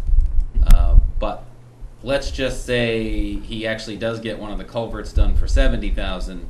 I believe he said that the other culvert would come in pretty close to about 2 something that he originally suspected it would. It was a more complex culvert. Are you requesting of me to look at the operational things that you want built back into the budget to come from fund balance? No. Okay, because that, I was That's just, why I'm saying, what would be the tax rate increase if these were put in? gotcha. So the tax rate in 2014-15 was $15.14. Following year it was $14.97, and this year it's $14.86. Mary, would you know what the school tax is? Yep, the school tax I think was this is important.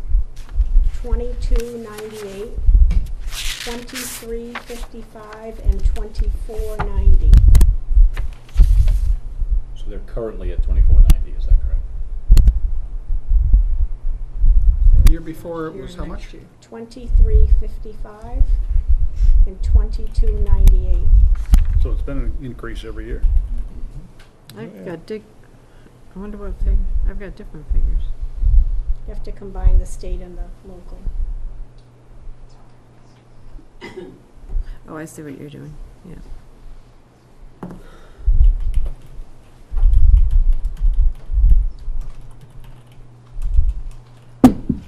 So having heard that, I'm okay with the 4 cents. It's not, I mean, our word, if we're gonna work together as governing bodies, and that was the intent, is to, Is that represented by the entire council? I wasn't at the meeting, so I was actually in training in the West Coast, so I wasn't. So that back leaves you last out. year? Huh? Last year? It was one, our initial or Yeah. second meeting, one of those. did you come away with a feeling that in next school budget that they're willing to be zero like we may very well be? No, they're, Oh, this is a one-time deal. They said they'd try to do right, zero. and we're trying Do to zero. do zero, so we need to build a working relationship where we started, remember where we came from. Remember when we first started meeting jointly, oh, this is not gonna work out, and we're never gonna get anything done and all that.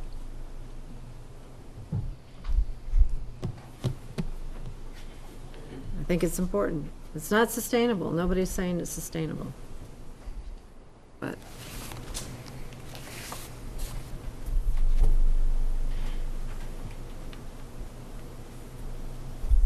I'd like to ask for a break.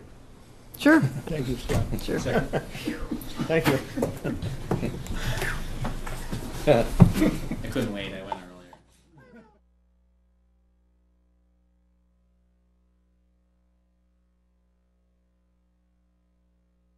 Did every counselor get a chance to bring up their concerns from previous discussions?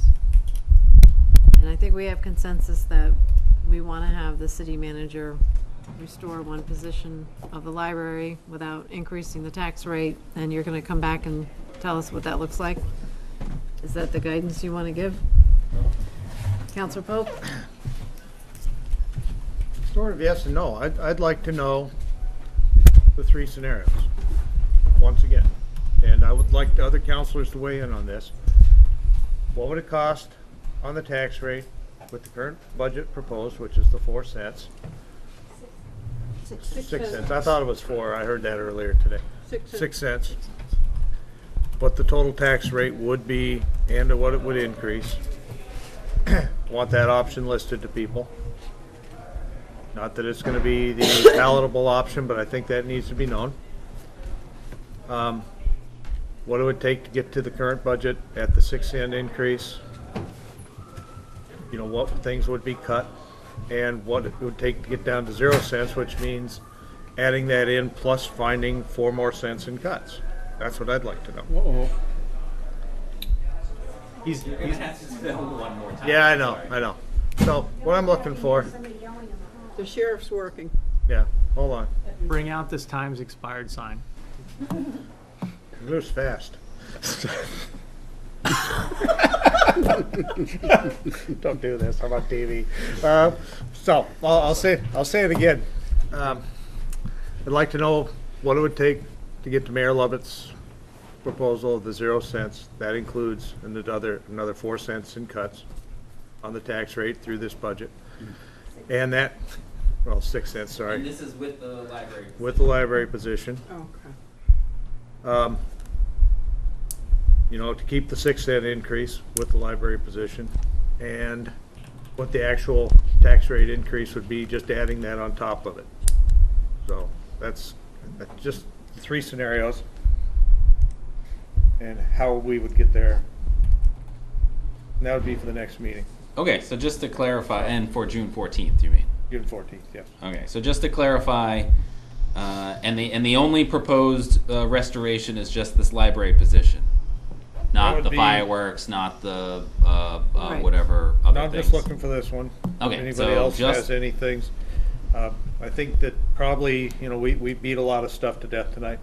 I think that that's probably the biggest part of the whole consensus of the council, if I'm correct.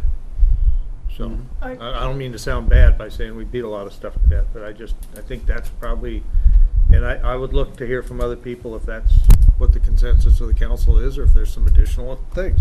I understand the cuts of the city solicitor.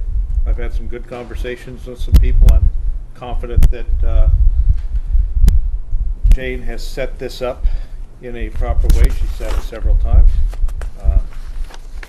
Pretty confident in the other things. I don't like losing the Memorial Day flags, but when I look at the whole thing, I think that just what I'm hearing is the council. And I know that there's some philosophical differences on it, and I think that my 3 things provide the community and the counselors with a lot of information that we don't have right now.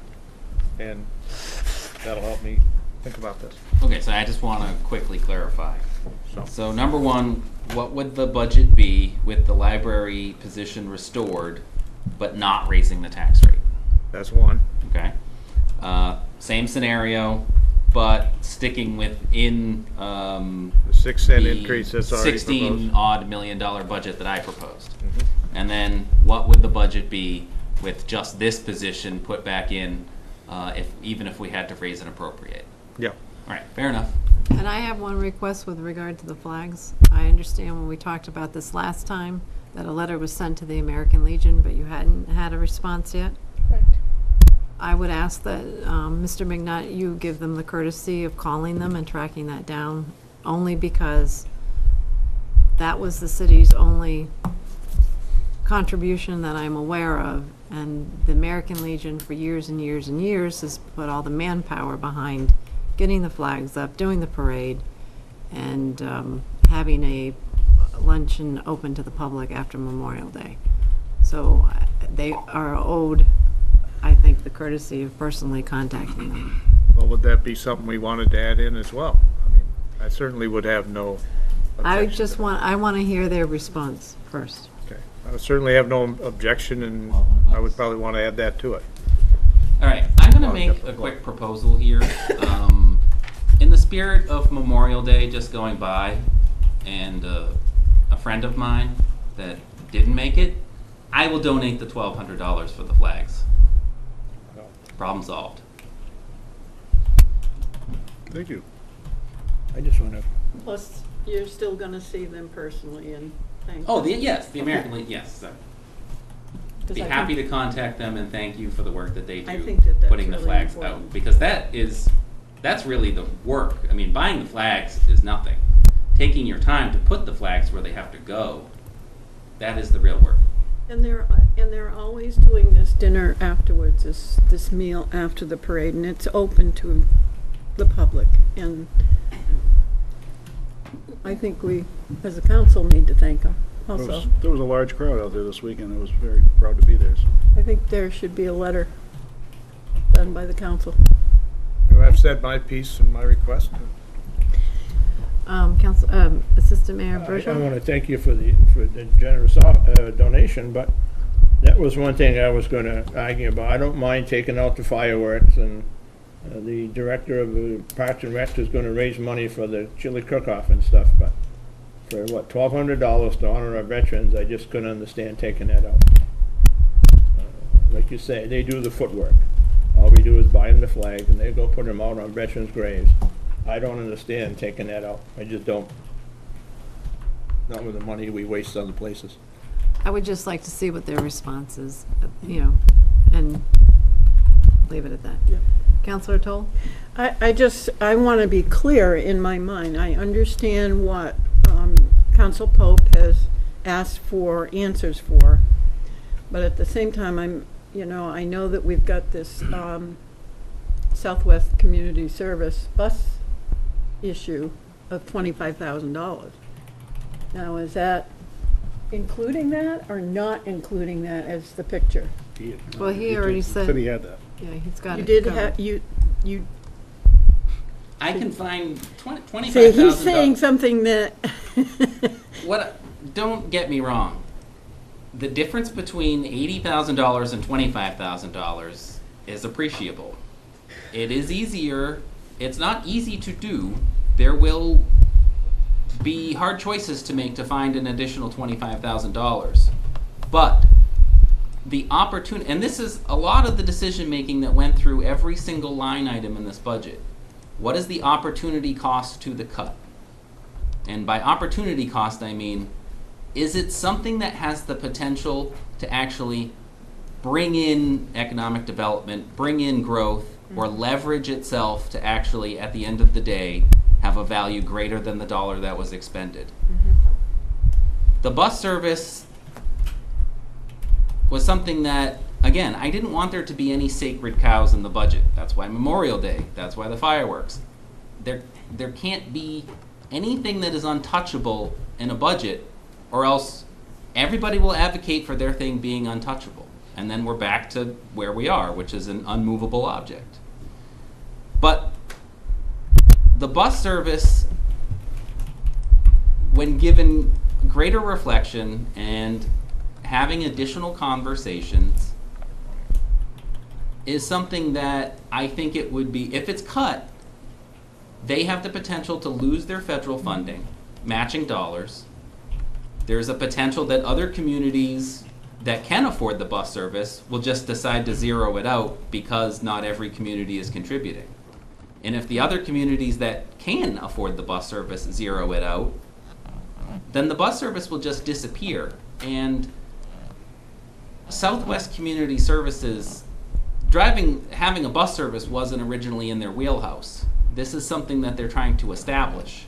And they were able to get a very quality staff member who has a lot of experience running a bus service. And that person would have to be laid off, and they would have to find employment elsewhere. And then Southwest Community Service would not have the availability of that expertise and that experience. I believe that if we did not fund the bus service would dry up and blow away. And it would be less likely that Southwest Community Services would try to reestablish the bus service, or anyone for that matter would try to reestablish the bus service. Is the bus service 100% what I want it to be? No, but I'm not the manager of the bus service. But I do believe Southwest Community Services understands what we would like the bus service to be, based upon these conversations that we've had with them. I do believe that they have the ability to get there. So for me, funding the bus service might actually have a value greater than $25,000. Okay. Plus, Very well said. it's Thank very well identified in our master plan as an economic development tool. Over and over again in the master plan. And again, our budget should reflect our priorities and support the master plan. So, and the other thing was, I think Councilor Temple wanted to propose that those culverts not be put into the budget, but you would come back to the council to get that money appropriated out of fund balance. Is that what the council would like to see? I think it makes more sense to have the culverts I'd like to try and the it. fund balance both taken out. Okay? So, those would be our changes. And I would like to add one thing.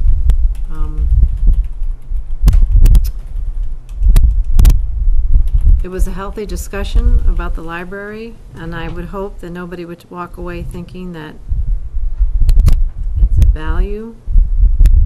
It's based on value. It's based on resources. And I think that the council has shown that it would like to see that one position reinstated.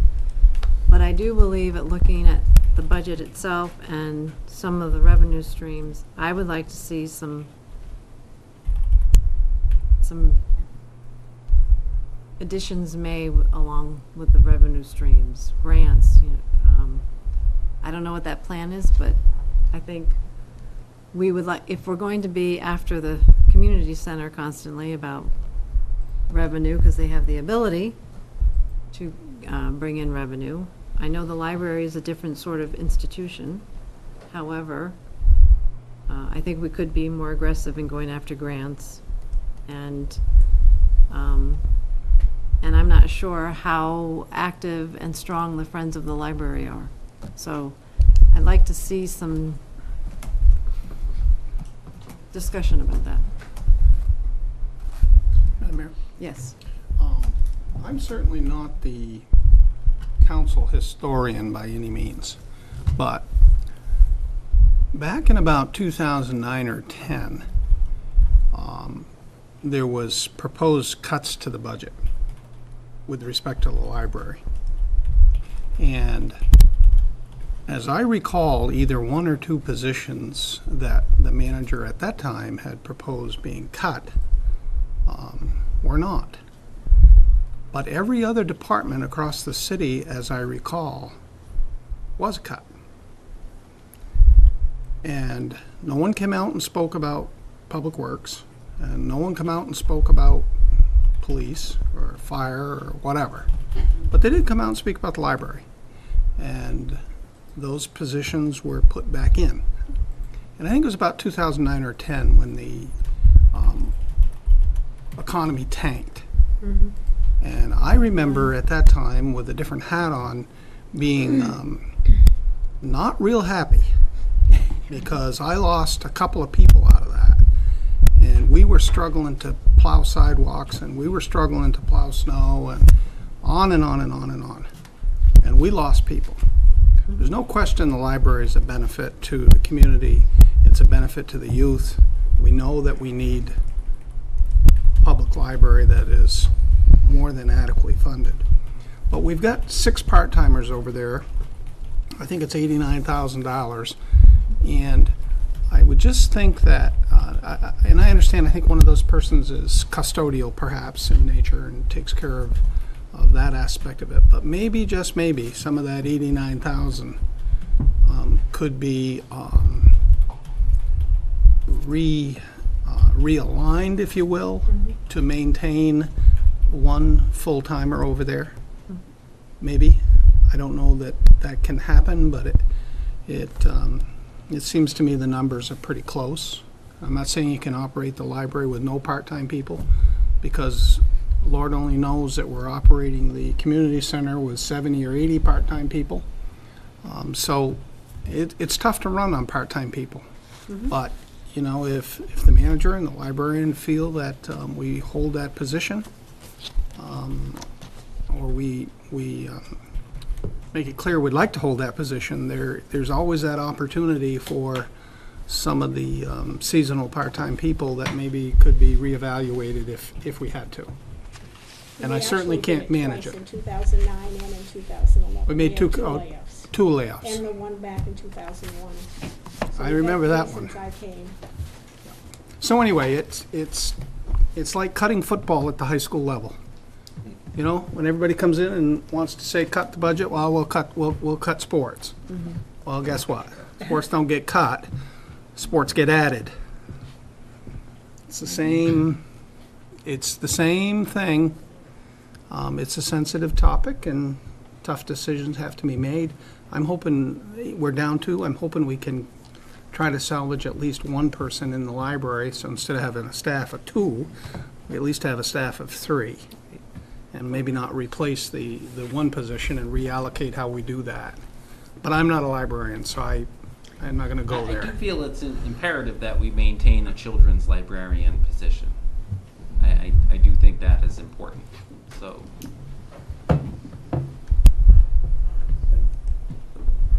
Councilor Kolowski? Well, this is quite the cofief we've been handed. Did I use that right? What? Oh, no, Mr. Trump is here. How do you pronounce that? I don't know. Kofi. Yeah. Kofi. Translation, No. please. Anyways, Don't make Gwen put that in the minutes. It's C-O-V. C-O-V-F-E-E. Yeah. I'm not sure what it means, but nobody we got it. does. Nobody does. Nobody does. So, I do want to just get back to the city solicitor part of things. And I just had one question on that. So during council meetings where we often rely on council, there would be no one here for that? Is that, Maybe a phone in. that's what I'm, I don't think that that's been a final determination that's been made. but that determination, whatever it may be, it is part of my decision on. The way that, I mean, oh, sorry, Counselor. I just remember we talked about this at quite some length last week, and I was left with the understanding that there was going to be a presentation as to how this was going to work, that they were still working on facets of that, so. I hadn't planned to make any, that wasn't my understanding, but certainly Okay. it will be. That's in what I place. thought, we were going to be. It's up to the city manager and. You were working on a plan. I am. And we were going to understand what that plan was. Okay, but That's what I that's not understood. necessarily a presentation. And the other part of that, and I know it doesn't happen all the time, but there are planning board meetings and zoning where that is a valuable service. And it's not that either of those boards can handle their own, they can. But there are circumstances where you're calling together a meeting and developers from outside the community where things could go wrong, and we're providing the wrong answer because we have no one to ask, and that is a delay, and a delay hurts development. So those are just my two concerns as far as city solicitor. The rest, I will trust you on this. Okay, anybody else? Okay, motion to adjourn? So moved. I'll second. Okay, the motion was made by Counselor Raymond and seconded by Counselor Dameron. All those in favor say aye. Aye. We're adjourned.